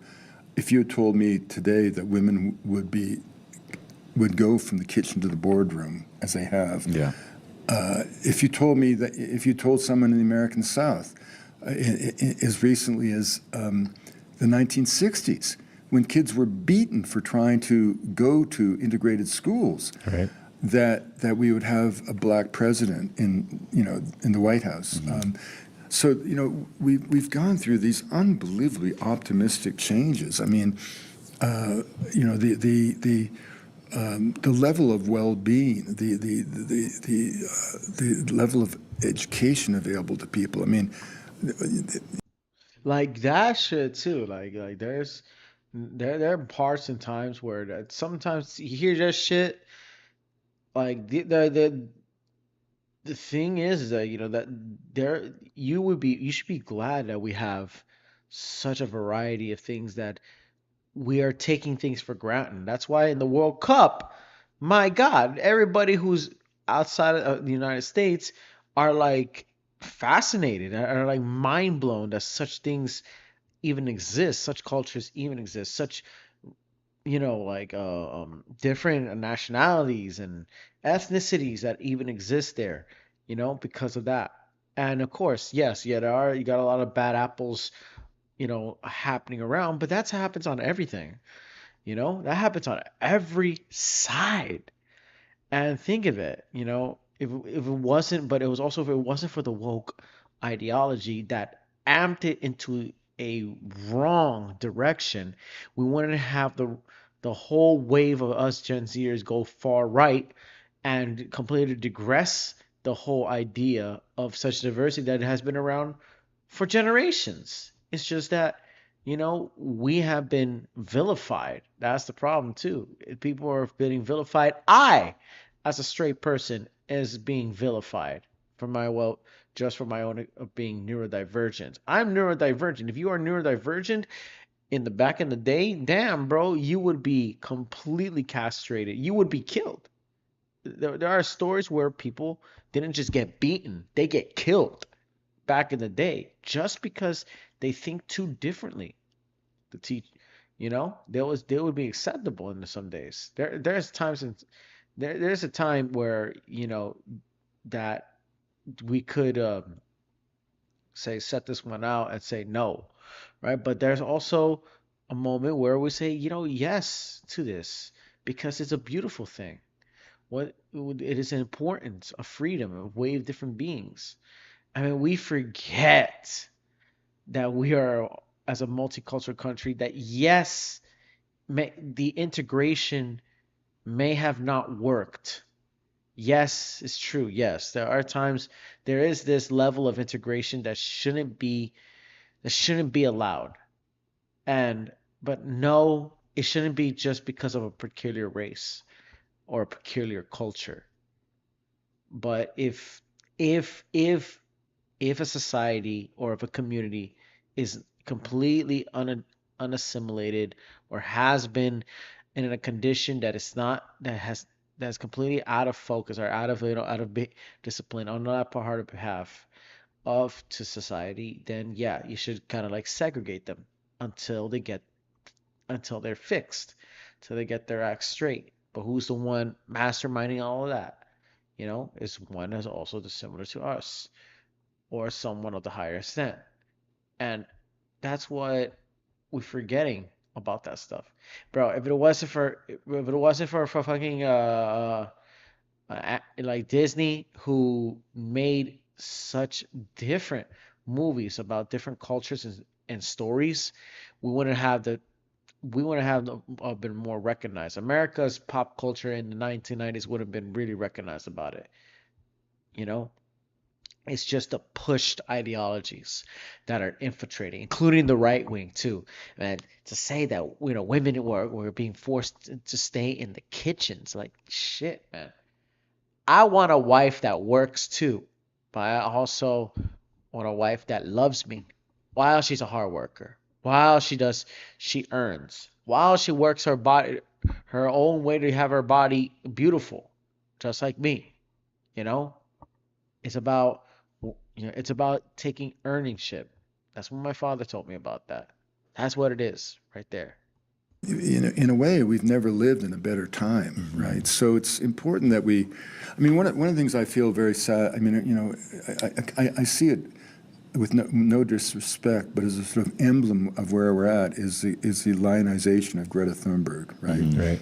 But if you actually look at her own biography as she's described it to be, she was a 9-year-old girl who heard that the world was coming to an end, and she didn't know why parents weren't doing anything about it. It drove her really to distraction. She stopped eating and lost 22 pounds. She stopped speaking, developed selective mutism, obsessive compulsive disorder, and then she went on her hunger strike. And she was calling for the immediate cessation of all carbon emissions, which, if implemented as policy, would have meant the death of millions of people. For sure, no doubt. And then each year, as her rhetoric becomes more strident, she's been celebrated 3 times, nominated for the Nobel Peace Prize, cover of Time magazine. I mean, absolutely lionized as a spokesperson for a generation. Yet when I look at her youthful, even porcelain face, I still can't help but see, as a father of daughters, and I'm not being patronizing, the face of a terrified child, certain that the world's coming to an end. Now, I'm not saying that in any way to undervalue her activism or show any disrespect for her as an individual, but I do hold my generation in contempt for creating a situation where by all serious polls, a huge percentage of your generation is afraid of having children, where a huge percentage of your generation or younger literally go to bed with nightmares that the earth is coming to an end. You know, what kind of bullshit is that to lay on our children? You know, even as we turn around and say to you guys, oh, the world's fucked up, it's up to you to fix it. I mean, that's like the commencement speaker, you know, at college who says, well, great, you're graduating. Yeah, good luck. It's a real mess out there and you're going to fix it. Why? We're the ones who fucked it up, you know? I mean, come on, give me a break. Yo, this guy got it right, bro. This guy got it right. He's talking about it to our generation, yo. He's talking about this to our generation that he's calling out his own generation. We call from a time, right? Well, we can't afford, bro. We're like, bro, as a person of our generation, having two jobs, right? Yes, you can live in the bank, right? And during their days, a two part-time job, you can have you can live in two houses or something like that. You can have a beneficiary that you can pays off an entire decade of your life, you know, on that point too, because you worked hard about it. But now, because now people are on a massive debt, and of course on ideologies and push on both sides, with AI being pushed onto it, with things going on so fast, and you don't have ownership over everything. And I had to bust my ass over if people are working three jobs. A lot of people, youngsters, are working three jobs that may not even gonna pay enough. And they're gonna say, hey, look, the world is ending. We need to protect the environment. I need you. We need you. Well, how the fuck do I know if you just you showed me the tools, but not taught me how to use them? You know, you took all away our ownership on to be something useful. Now we're all lost. That's why many of us are also not lacking babies, because you know people can't afford it. And not only afford it, there's the fear mongering that happened about it. I think that the environmental movement in the 1960s, and even parts of the civil rights eras, there are some of the elements that we kind of regretted. First we are, because there are those that are correct, but there were some that didn't work out well. If we didn't pay attention closely, we had a result of what was going on here right now in the 2020s. There's nothing worse than to steal the possibility of dreams and hope from a young person. There's just nothing crueler that an older generation can do. Well, I'm very glad you brought that up, because maybe the perception change lies in the solution moving forward. Because like you mentioned with Greta, like her perception was not formed by her own. You know, you have your perception is formed by all these outside influences that tell you what's happening in the world, and this is wrong. The product of your environment, right? Like exactly. So yeah, maybe the solution lies somewhere. Well, I mean, this is why I'm so critical of the kind of the woke ideology in our schools, because you know, I mean, I don't say this publicly very often, because obviously the whole woke thing's been so co-opted by Trump and his movement in such terrible ways. But I run into so many young students when I was a professor at university, terrified to speak in a seminar for fear of breaking the orthodoxy or saying something wrong, or incapable of standing up without doing some kind of mea culpa about their own complicity in the genocide that happened in North America as they see it to be. And this reduction of the world into a sort of simplistic dichotomy of good people, bad people. Right. I mean, we saw that in the whole,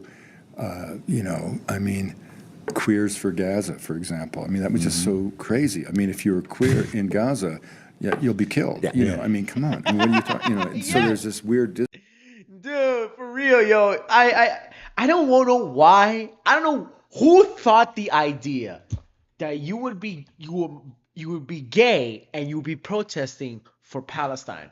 Queers for Gaza is the most retarded thing, the most retarded concept to even imagine. If you even go to over there, bro, if you go to Palestine, right, and say, look, I support you as a gay person.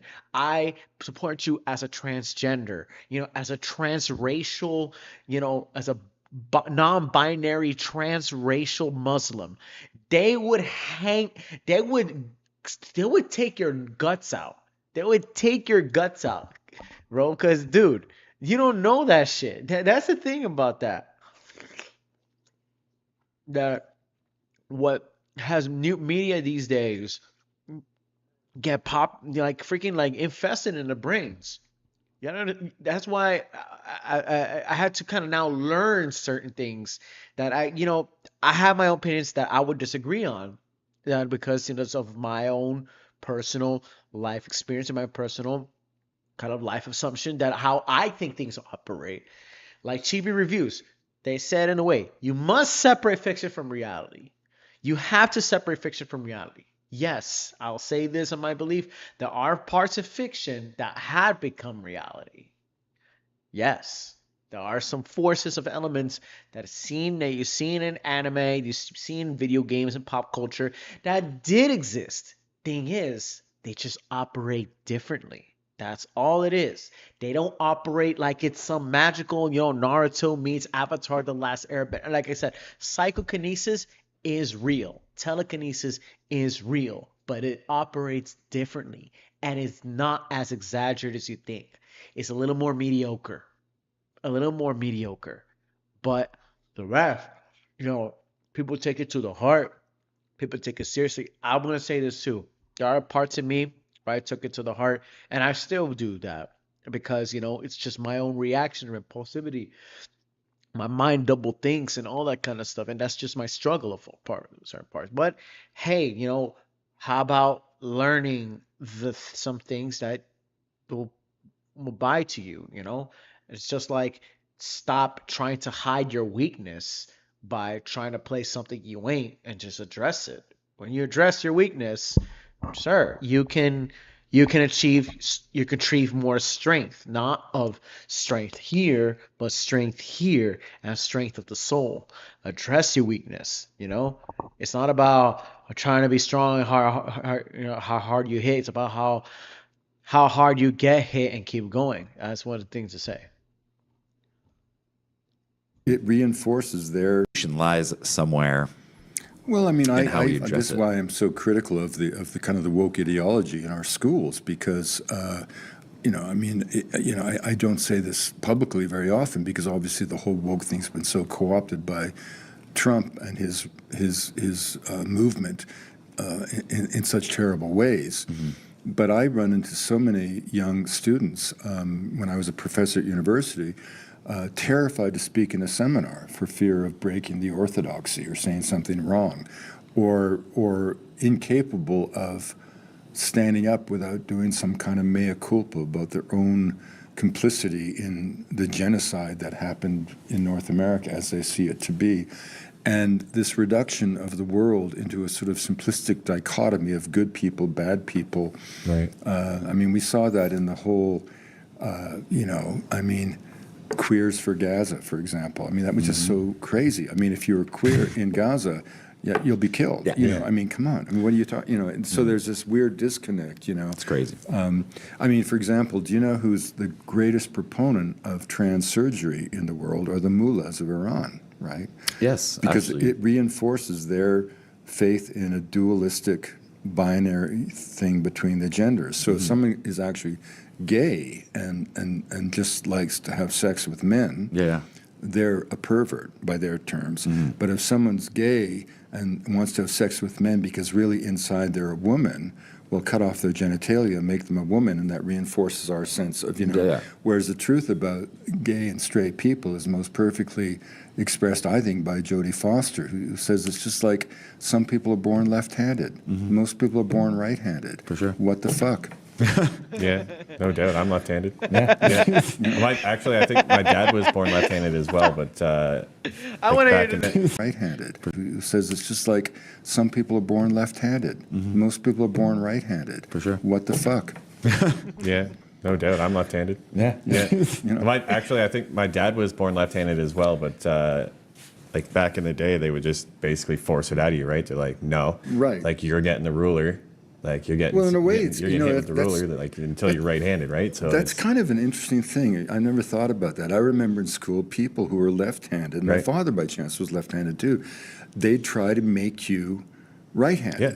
I mean, why? I mean, and in a way, it's like trying, conversion, taking a gay person and trying to make them straight. Right. It's It's sort like- of yeah, the same absurdity, You right? can't do that. You can't. That's true. I mean, I have an aunt. I have an aunt who is gay. I have an aunt who is gay who lives in Miami, who has a wife. No one said a single thing. That's another thing to say. Look, but did she try to force me to be gay? No. She was she was. I also, as a kid, I was wondering how, you two been close to each other for a long time, yeah. But then when they say, what about the marriage? And they're like, oh, wait, you're married? How does he, but she said, she doesn't say, like, I know, but this is my liking. This is my I didn't understand until I realized, right? The thing is about gayness, right? About, gay. I don't think, I believe if you're gay, whether you're a guy or a girl, you are gay, period. If you're a guy or a girl, you're a queer or you're gay. That's it, right? Or either of those two, they're both the same thing. Right? Is that don't try to push it.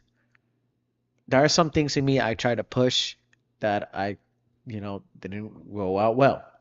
But that's what's going on. But my aunt, who is gay, never pushed that, and we were so cool with it. We're so my family. Yeah, if you guys don't know about the family life I had a lot of different ethnic groups that run in the family, so much so, and we never talk about it. And this is like one of the only times I tell. Well, I only have 110 subscribers, so I don't think anybody would know that either way. But I do have an aunt, and I had cousins who are not doesn't look like me, who are Latinos, but someone who's Asian looking. I had some who have adopted ones who's Polynesian. We had some who are black, Afro-Latino, but black. We have some who are, they married, Cubans and stuff. They all had it came from a peculiar background of us because we travel. My old family loves traveling, and they get to know certain ideals that not many of them in the world knows. That's why some of their family members of the people that we marry get very, very, very desperate of learning about the lineage of what they have because they didn't have this type of history like we had, which that's a gift. That's a crazy gift. The only curse to that and the only negative part of that is that, we get very ignorant. That's all. It's just that we get pretty ignorant. That's it. And that's it. And yeah, I think we live maybe in a bit of a world of absurdities these days. the world's always been absurd. Wade, you're going to be speaking later today right here at the Banff Center Mountain Film and Book Festival. What do you hope the audience takes away on your reflections of a lifetime of exploration and storytelling? Well, generally, I give presentations based on a recent book, or a recent film or something. But I've gotten to the age where I've finally become somewhat comfortable with talking about my own experience. I've always been. I've never once, for example, I've probably done 2,000 public professional speaking engagements. I've never once shown a photograph of myself in a presentation. People have studied my books to see how you could have a first-person travel log without ever using the word I. Like in my book Magdalena, it's a personal travel log, an exploration of viewing Colombia through the lens of its Mississippi, the Magdalena River, 400 pages long. And as an exercise for my graduate students, I did a search and found out that I used the word I just 40 times in a 400-page book of first-person travels, and most of those eyes were in the preface, right? Because if you're a good writer, you don't need to put yourself there. I mean, if you describe that building and the sun coming through this window and the trees between us and the building in a sufficiently evocative way, the reader has to know that you were here by definition. I don't have to say, I was looking through the window. Right. Yeah. No one cares about eyes. So I always say to writers of nonfiction, try as an exercise. It makes you a better writer to deliberately not use that. I mean, the cheapest form of narrative is, that's why, Levi-Strauss called travel books grocery lists and lost dog stories. That's why most mountaineering books are so boring, because it's like what you had for breakfast before you climbed the ice, unless tragedy happens, it's just, But tonight, I think Ian wants to kind of do a kind of, and it's something that young people have become more and more appreciative. Like, I have an essay in a new collection of essays called "A Message to a Daughter," which was sort of grew out of a commencement speech I did for my own daughter's college graduation. But I mean, there's a point in your life when it is, if you have something to say, you might as well say it about life experiences and lessons, a little bit like our conversation this afternoon. And you kind of have to earn the right to do that. But at this point, I think in a way I have, I'd say so. And I think it reflects my notion of retirement. Like, I'm formally retired from UBC. Well, I've never really had a job, so it's not, even that, But to me, retirement isn't when you stop doing things or when you somehow, start relaxing more. It's when you realize that you've had your moment in life and get off the bloody stage. When you, and I don't mean that in terms of, focus on oneself as much as, we have a Kamsa native shaman friend of mine said to me something really wise once, when he said, when you're young, you're too young to understand the world around you. And when you're old, you're too old to understand the world coming at you from below, right? And in between, there's a narrow beam of light that illuminates your life, and that's when you decide whether to go blind or not, or to see. And I think you have that narrow window. I've certainly had mine, and I'll continue to write books and continue to do things, but any sense I once had about trying to influence the world or have a voice in the world, that's all gone. My voice, whatever my voice was, whatever my influence might have been, and it's hard to measure. It's never... influence is a very funny thing. Most of what we think to be, influence as derived from celebrity culture is ephemeral as the wind. And yet when I look around and the influence, I've probably sold 1 million books, and 1 million books have been read, each one by 5 people, and each one tells, and the films have been seen by me, and so, many times I have people come up and tell me about cool things they've read, and they have no idea that I was the one who first. And I never even tell them that. It's just, yeah, I know about that. But the influence that I've had, my students write and say, and I like it especially when someone says,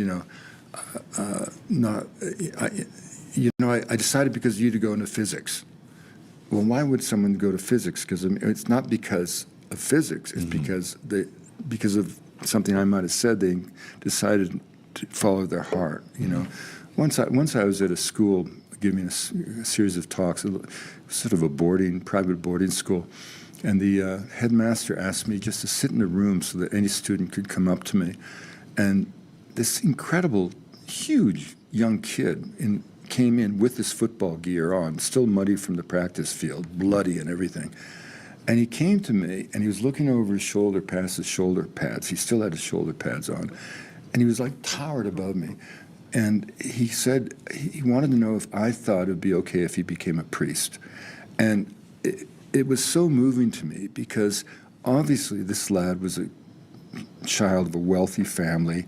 No doubt his father was a lawyer or some big, Wall Street business person, investment banker, who would have thought becoming a priest was quaint, but certainly not for my son. Yeah. And this lad was saying, I want to go to God. Is that going to be okay?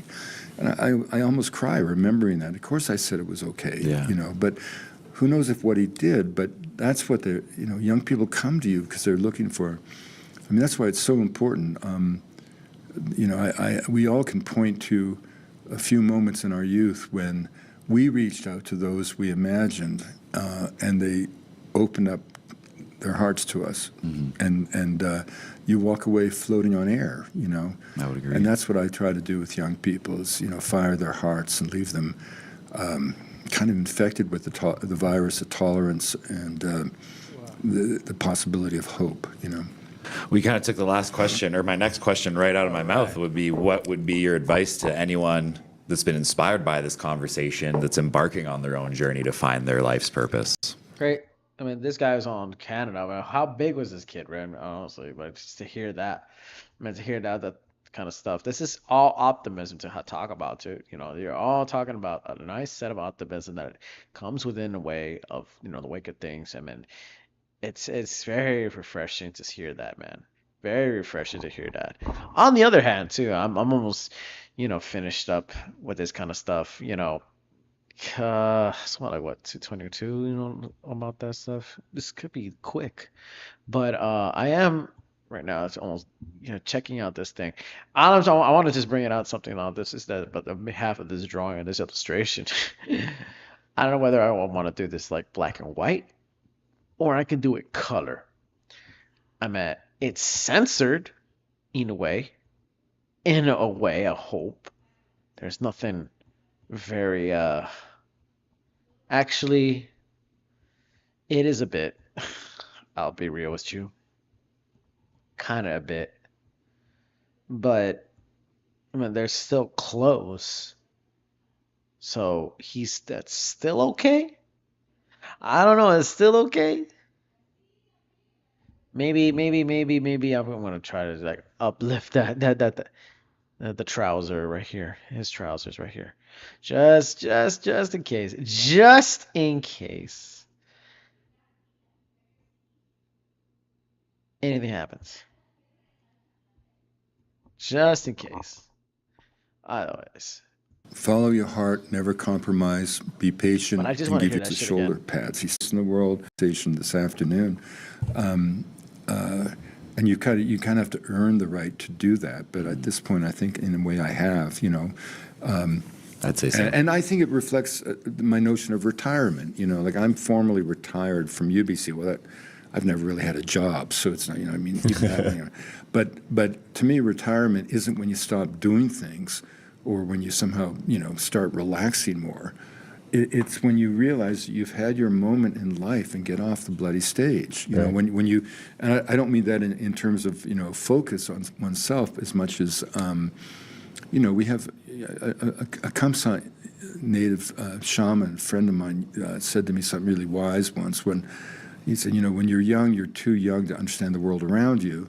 And when you're old, you're too old to understand the world coming at you from below, right?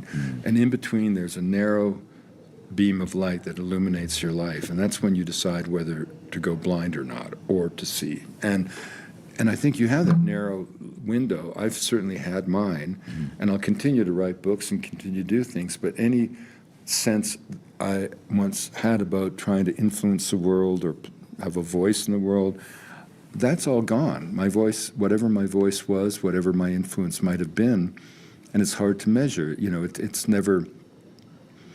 Influence is a very funny thing.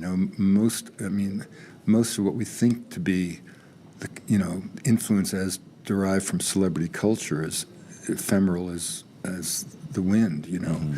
And yet when I look around and the influence, I've probably sold 1 million books, and I want to say the same thing. I want to say that to Morgan Freeman, that dude's been 72 since 1993.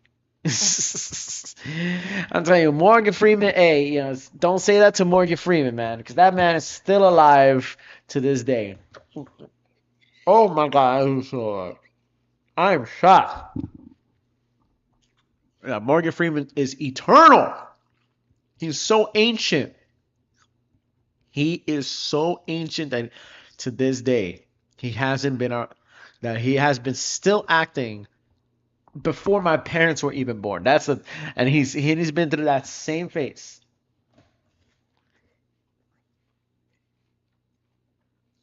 This dude was still young. He's probably Richard Evans Schultes was already what, the 7th years of his life. Still, and Morgan Freeman was fucking what, 60 something. This dude was ancient. That nigga is ancient. He's still alive. So I wouldn't say that to you. I want to say that, Dr. Davis. A million books have been read, each one by 5 people, and each one tells, and the films have been seen by me.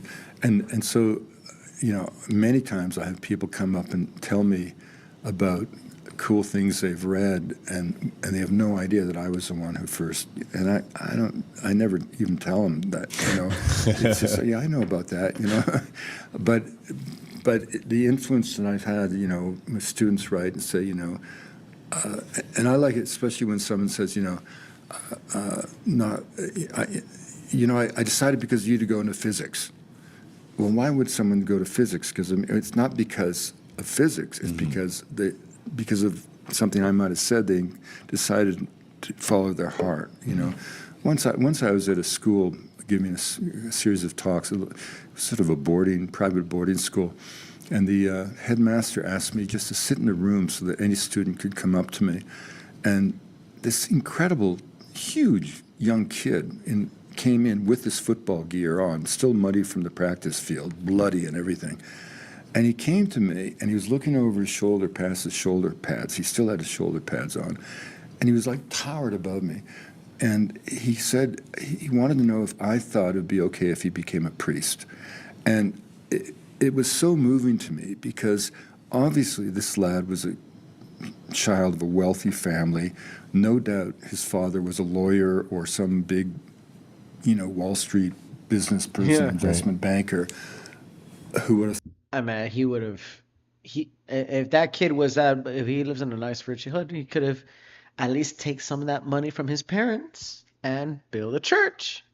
It just doesn't make it to be a mega church like freaking like like TD James and shit like that. Unless you want to get a Drewski skit on your ass. I mean, that's what's gonna happen. That might happen soon enough. I mean, that kid who had a rough life. He say, I want to revert to God. It's like, all right, dale, use that money. Use that money and build a damn church right there. And out there you're gonna do make them donations too.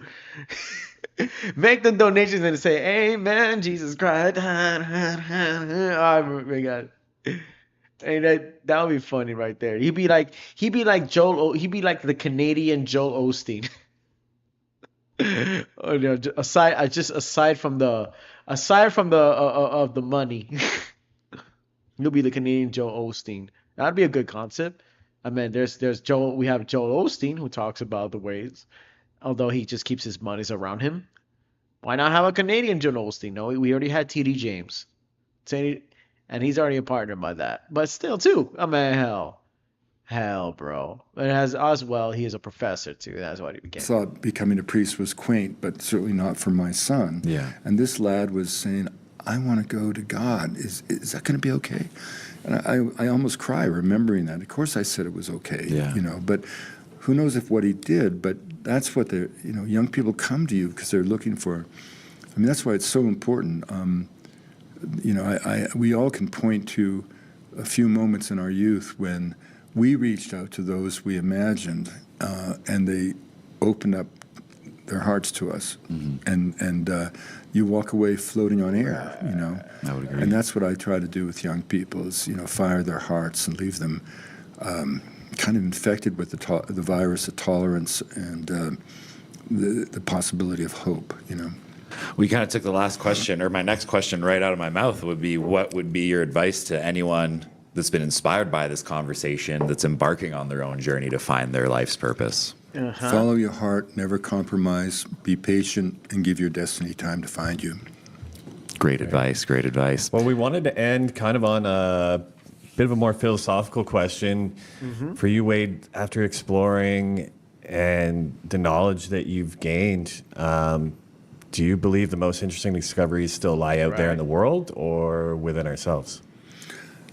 I think that's a great question. I mean, the age of physical exploration of the Earth, on the one hand, you could argue that it's coming to an end, but on the other hand, a vast percentage of the surface of the Earth has never been visited. Right. The ocean floors, Right. the ocean remains completely unknown to us. I do feel Space. that Space is unknown. it's Talk about aliens, sir. bizarre that we spend billions of dollars to try to find evidence of water on Mars or in the moons of Jupiter, even while we're, engaged in industrial schemes, spending billions of dollars to compromise the fresh water, the limited fresh water we have on Earth. Right. We send probes into space looking for any sign of life. We're a probe to bring back with just evidence of the slightest microbe that had sentient life or that had biological life. It would be headlines around the world. And yet we live on a blue planet with tens. Bro, we still haven't checked out the rest of freaking Antarctica. That's the insane part. You still have not checked out the rest of Antarctica. You haven't still not checked out the rest of the. We haven't discovered about what's within the moon. We haven't even got our trip to the moon yet, and we still have yet to touch about the moon. God damn, we need to talk about the moon on God. No, we need to talk about the moon. We need to talk about the sea. Now, there's still some things that are still undiscovered in the sea, like he said, and yet we still paid millions of dollars trying to get to the outer space. Like we don't care. Maybe I guess the sea was the one that's probably like pulling us behind. Like, bro, I don't want this. I don't want to go somewhere. I'm not trying to find Finding Nemo or Godzilla in the dark depths of the ocean. I just want to go to space, man. That's what they're saying. I want to go to Mars and get the hell out of here, and because we did so much damage to the world. Like I want to go to another place so I can just live my life, because I already made this human being made the world expensive and too deranged to live in. Therefore, aliens don't visit us. Well, I don't think the aliens would allow that too. On that hand too, bro. I mean, to the ocean, that could have been the next stuff, but I don't think we will be able to be compatible with the ocean. Or we could, just ask the rich kid who got sunk in the Titanic submarine with the PlayStation 1 with his father. Yeah, that guy. Along with the rest of the Titanic. They probably know the sea beam more than us. Of millions of forms of life that we don't even think about as we destroy them through various, intrusions, Fair. So to me, it's the quest for space is an oligarch's quest for eternity, and immortality. I don't think it's Yes. an accident that you have, three of the richest men in the world obsessed with getting into space. I'm not sure where they're going to go. As for me, I'm happy to stay on this blue planet, Yeah, fair enough. And it depends again how do you define exploration. I mean, for example, to me, exploration of geography is less interesting than the exploration of realms of the imagination brought into being by other ways of thinking. I would agree. I mean, Perry famously trudged to the North Pole with lectures and book deals in mind, even as he cast away any attention on those who made it possible for him to get to the North Pole if he got to the North Pole. Whereas the real great explorer of the Arctic, Knut Rasmussen, could have given a shit about this arbitrary, meaningless intersection of compass bearings on a map.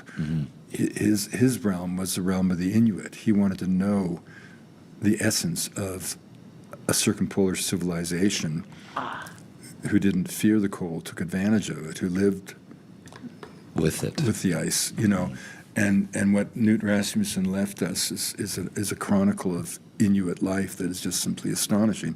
So to me, there remains just infinite levels of discovery to be made. And gosh, when I was young in the 60s, I remember growing up thinking all the great discoveries had been made. I mean, the car, I grew up with the car, the toaster, the television. Right. Yeah, you could take a black and white and make color maybe, but we still had to. There was nothing that seemingly new, but how idiotic that idea was. I mean, you know, my first book, when cut and paste meant literally scissors and Scotch tape. Yeah, exactly. Yeah. You know, I mean, I wrote I mean, we've lost a lot of beautiful things like the hand letter, you know. I mean, that's how I really became a writer, is writing letters, you know. But no, I think there's so much on the horizon, you know, and so many great challenges, right? Not the least of which is saving the integrity of the earth. Fair. Agreed. I think that's something we can all focus on. Yeah. No doubt. Well, thank you so much for chatting with us, Wade. Very inspirational conversation for myself personally, especially about mindset and about perception towards climate change and towards the future. Like you said, our generation very much plagued with this nihilistic, it's not worth it, you know, like someone else is going to take care of it. Why would I care? You know, it's all, but yeah, spending some time chatting with you has changed that in me. Them niggas are flabbergasted. They're like just flabbergasted with all the knowledge that they had on freaking Wade Davis. You know, Wade Davis, like I said, he is the most important person to be protected on the face of the earth, really, because there's no one like him on our native. Man, I assure you, for many teenagers who are on this phase, like I was in the face of you guys, you know, thinking is creating a conclusion of what's going on, right? Because you're seeing the world around you into an image that you're trying to create everything in equal because of the stuff you learn, stuff you're taught, and maybe it's always this way or that way, but you don't actually seem to understand it just because you're seeing someone doing a simple action and you see a pattern recognition, and then they start changing their personality because the way they reacted and they had chose to react. They're trying to make amends on something that you could have stayed this way, and why they act differently. Maybe perhaps because that's what you perceive to see. You didn't look, and you turn in the other cheek, much as like I did, and I didn't pay attention. I assure you that for your well sake of being, that you will see another result.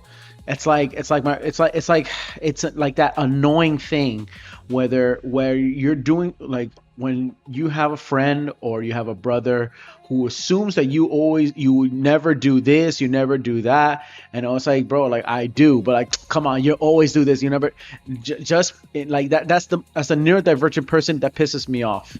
Like they walk away and they didn't see the results. And just because I said one thing and now they assume I'm always that person. I'm doing that kind of habit. That, as a neurodivergent person, that really pisses me off.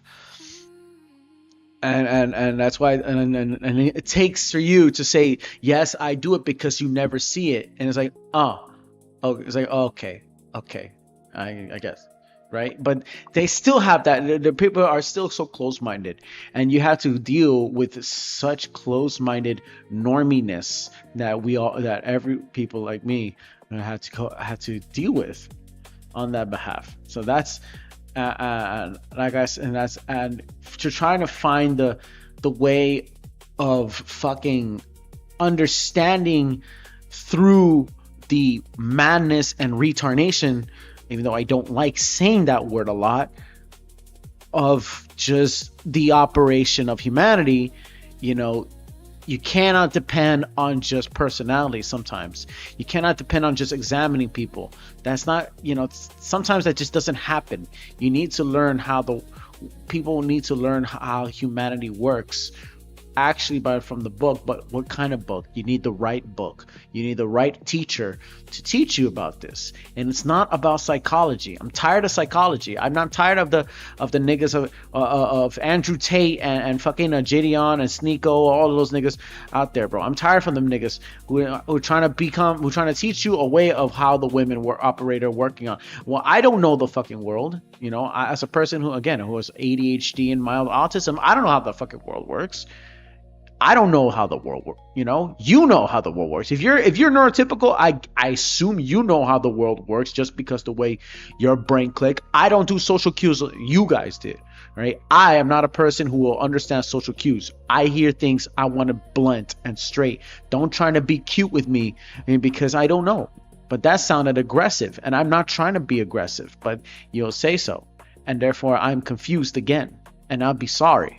And I'm very sorry if I took it that way, because it's just my own expression. Though my expression could create conflicts and fights, but that I never intended to. And I'm confused again. I'm like, okay, what's going on?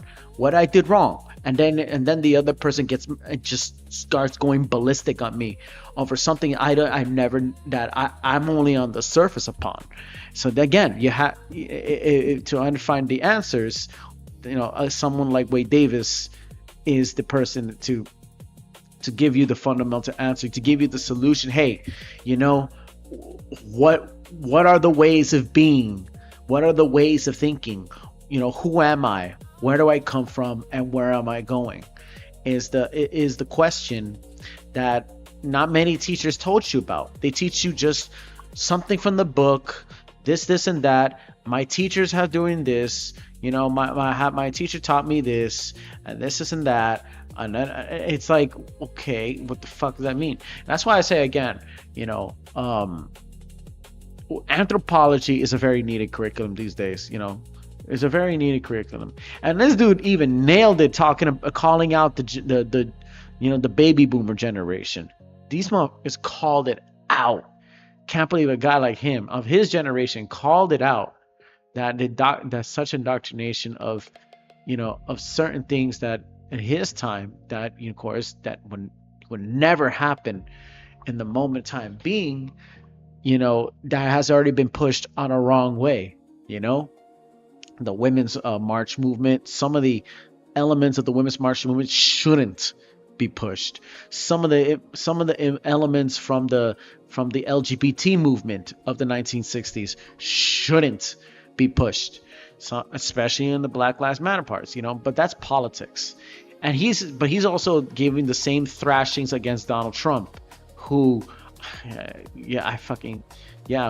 who's not the second, like, people still worship him as the second coming of Jesus Christ or some shit like that. I'm like, god damn, bro, can you guys not anymore? It's stupid, right? And he's still calling out because he's the one that probably brought up the whole fear mongering over everything. And that's true. This guy did brought up fear mongering, straight fear mongering.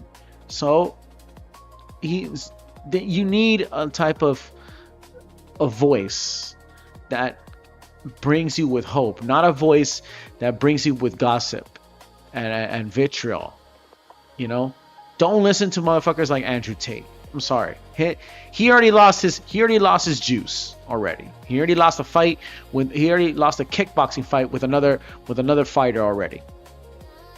Right? But of course that doesn't mean anything at all. He had a good rise, he had a good run on trying to bring a voice to men and masculinity and all that bullshit. But at the point of time, don't listen to him. Nor don't listen to fucking Myron Gaines, because he's trying so hard to simp for white people. He really tried so hard to simp for white people. And don't listen to Sneeko. We all know it was Sneeko who talked about mental illness. He talked about the philosophies of the ways on the streets, as being street smart if he is. But now he's officially an advocate for Sharia law Islam. Don't listen to a Gideon. He has some good, point taken, but he's right now busy catching pedophiles. Everyone's gonna have to run and then until it goes away, but the ones that stay true to the knowledge and beliefs of his or her works would be people like Wade Davis. And Wade Davis is that man. Really, Wade Davis really is that guy. Despite him being just a researcher of anthropology, and ethnobotany too, because not only he studies with tribes around the world, but he also went to Haiti. He went to met other tribes as well, the Kofans. He met other cultures that relied on that relied on hay and psychedelics and shit like that. So you know what I say. I mean, if he would have gone to, he said in one of his speeches, if he would have gone to Britain, he would have been a Renaissance researcher. But if he didn't want to go to the Amazon, he decided to be in the Amazon to become the next Indiana Jones in real life. And there's a documentary of him, right, of Wade Davis, but it's a Canadian documentary because Wade Davis himself is Canadian. He's like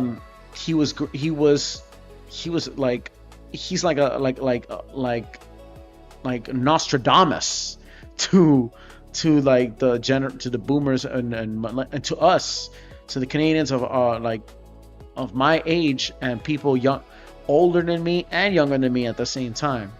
So he's basically not like this philosopher of the world. If we needed him the most, he would be the one, giving you the proper lectures of how things operate. But he also said it too, stop bringing victim mentality and shit. Don't do that, because that's not taking you anywhere. That's not that victim shit will not take you anywhere, and that's true. So this is black and white. It's just a concept right here. Now I did this one. I say like this is as far I can go on this one, because hey, I'm trying to keep it PG, yo. I'm trying to keep it PG. Like I'm telling you, I'm begging for y'all. I'm trying to keep it nice and steady, yo. You know how this shit goes, man. I'm trying to shit goes. But I am thinking of coloring this some way, quasi coloring this shit. Shit, what happened? What happened to my video? Oh hell, hold on a second. My bad. But like I said, I am thinking of quasi coloring this. Shit, what happened to the camera? My camera kind of lost my camera. What happened to my camera, sir? Oh, yeah. I'm playing too many ninjas over this bitch. But all right, yeah, you can see me. Anyways, like I could try on the way, but in the end, I don't want to go too far. It's funny because because funny enough, right now, I'm telling you this right now, this is like the third illustration I did, although I did multiple. I did a marathon of the head thrown bat ahigao, so I am willing to go far, but not too far. That is just semi right there. So I'm giving it as it is. It's a work in progress. That's good. But at the same time, if you weren't watching much of this stream, I sure that you listened to this man Wade Davis. We're in the year 2026, and we're in a time of turmoil. We're in a time of state of madness, and a time of confusion, gossip, vitriol, pushbacks, and fatigue that's spiraling out of control.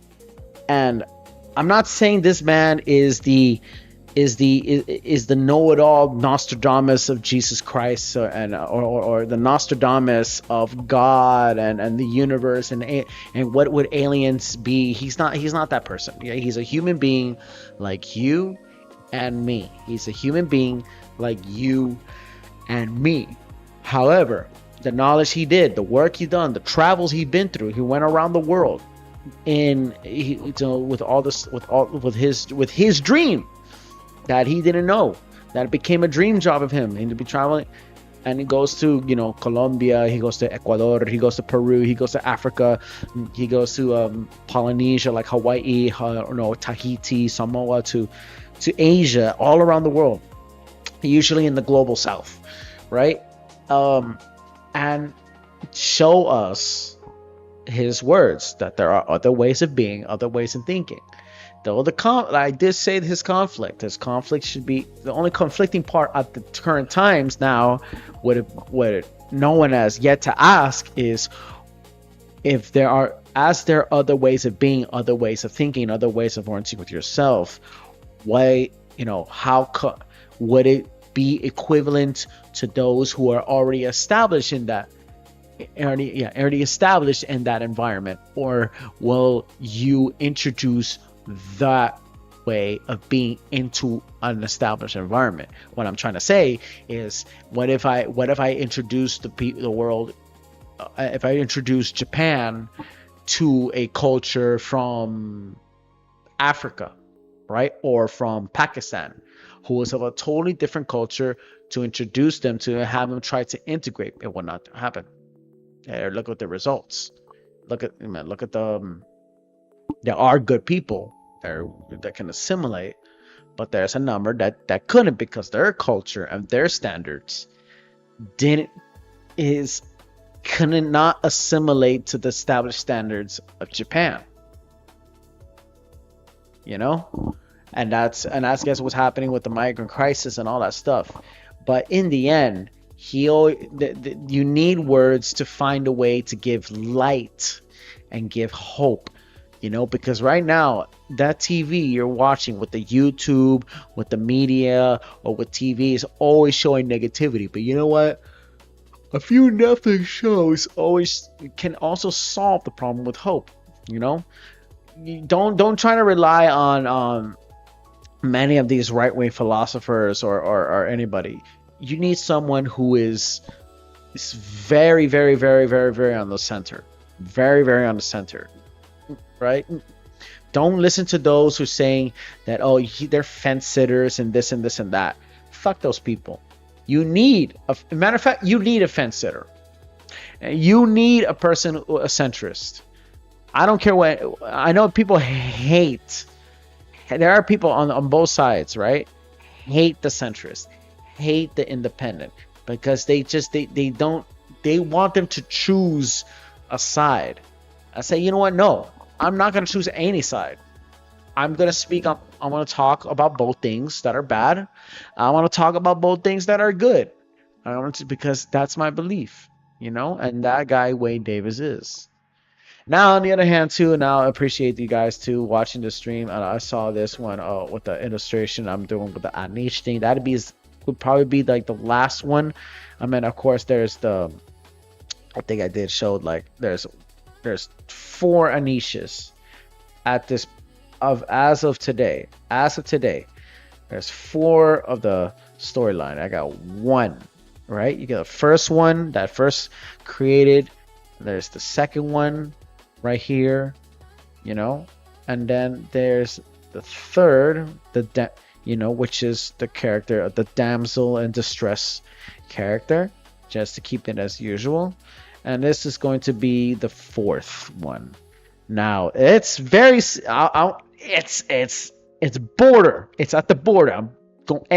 I'm stepping on dangerous waters doing this on public. I'm stepping on dangerous waters. Okay, this is dangerous waters, but nothing very revealing is happening. Okay, so. That's not even at the edge. That is not even at the edge. I mean, I could draw. I'll show you something right now. Hold up a second, man. I drew cute and funny characters right here, right? Cute and funny characters, right, on YouTube, and I did not get a shadow ban. I literally drew, I think on the file, they have it on the file. Yeah, I have in my files. Right? Hold up. I drew these artworks here on YouTube. All right? I uploaded them on Instagram. And I don't know how I got away with it. I do not know how did I get away with this. How? I just don't understand. Honestly, but you know what? At the same time, they're fully clothed. These characters are fully clothed. So that's the good thing. I'm keeping it that way. Partially clothed too. So I'm keeping this that way. As the way of this at by my behalf. So as long as I don't go too far. However, I do have intentions of drawing pages and illustrations who I am definitely gonna do. I am definitely. Why? Because why not? I'm an artist. I can draw whatever I want. And if I had to get freaky, I finally get freaky with it. All right? Because that's my art, because I'm creating it. It takes hours. It takes time. It takes trial and error. All right? Many animators take trial and error on that shit. I'm not trying to do this for clout. I'm doing this because I want to do my art. I want to hone my skills. I want to open my mind. Yes, I could draw the most goriest thing or the most explicit. All right? You finna run a fade with me or not finna? Or no? You finna catch wreck with me or no, huh? You finna tryna fuck with me? Or not fuck with me? Me cago su madre. Você váyate, boys, okay? Váyate. So, that is it for today. I hope you guys enjoyed this, man.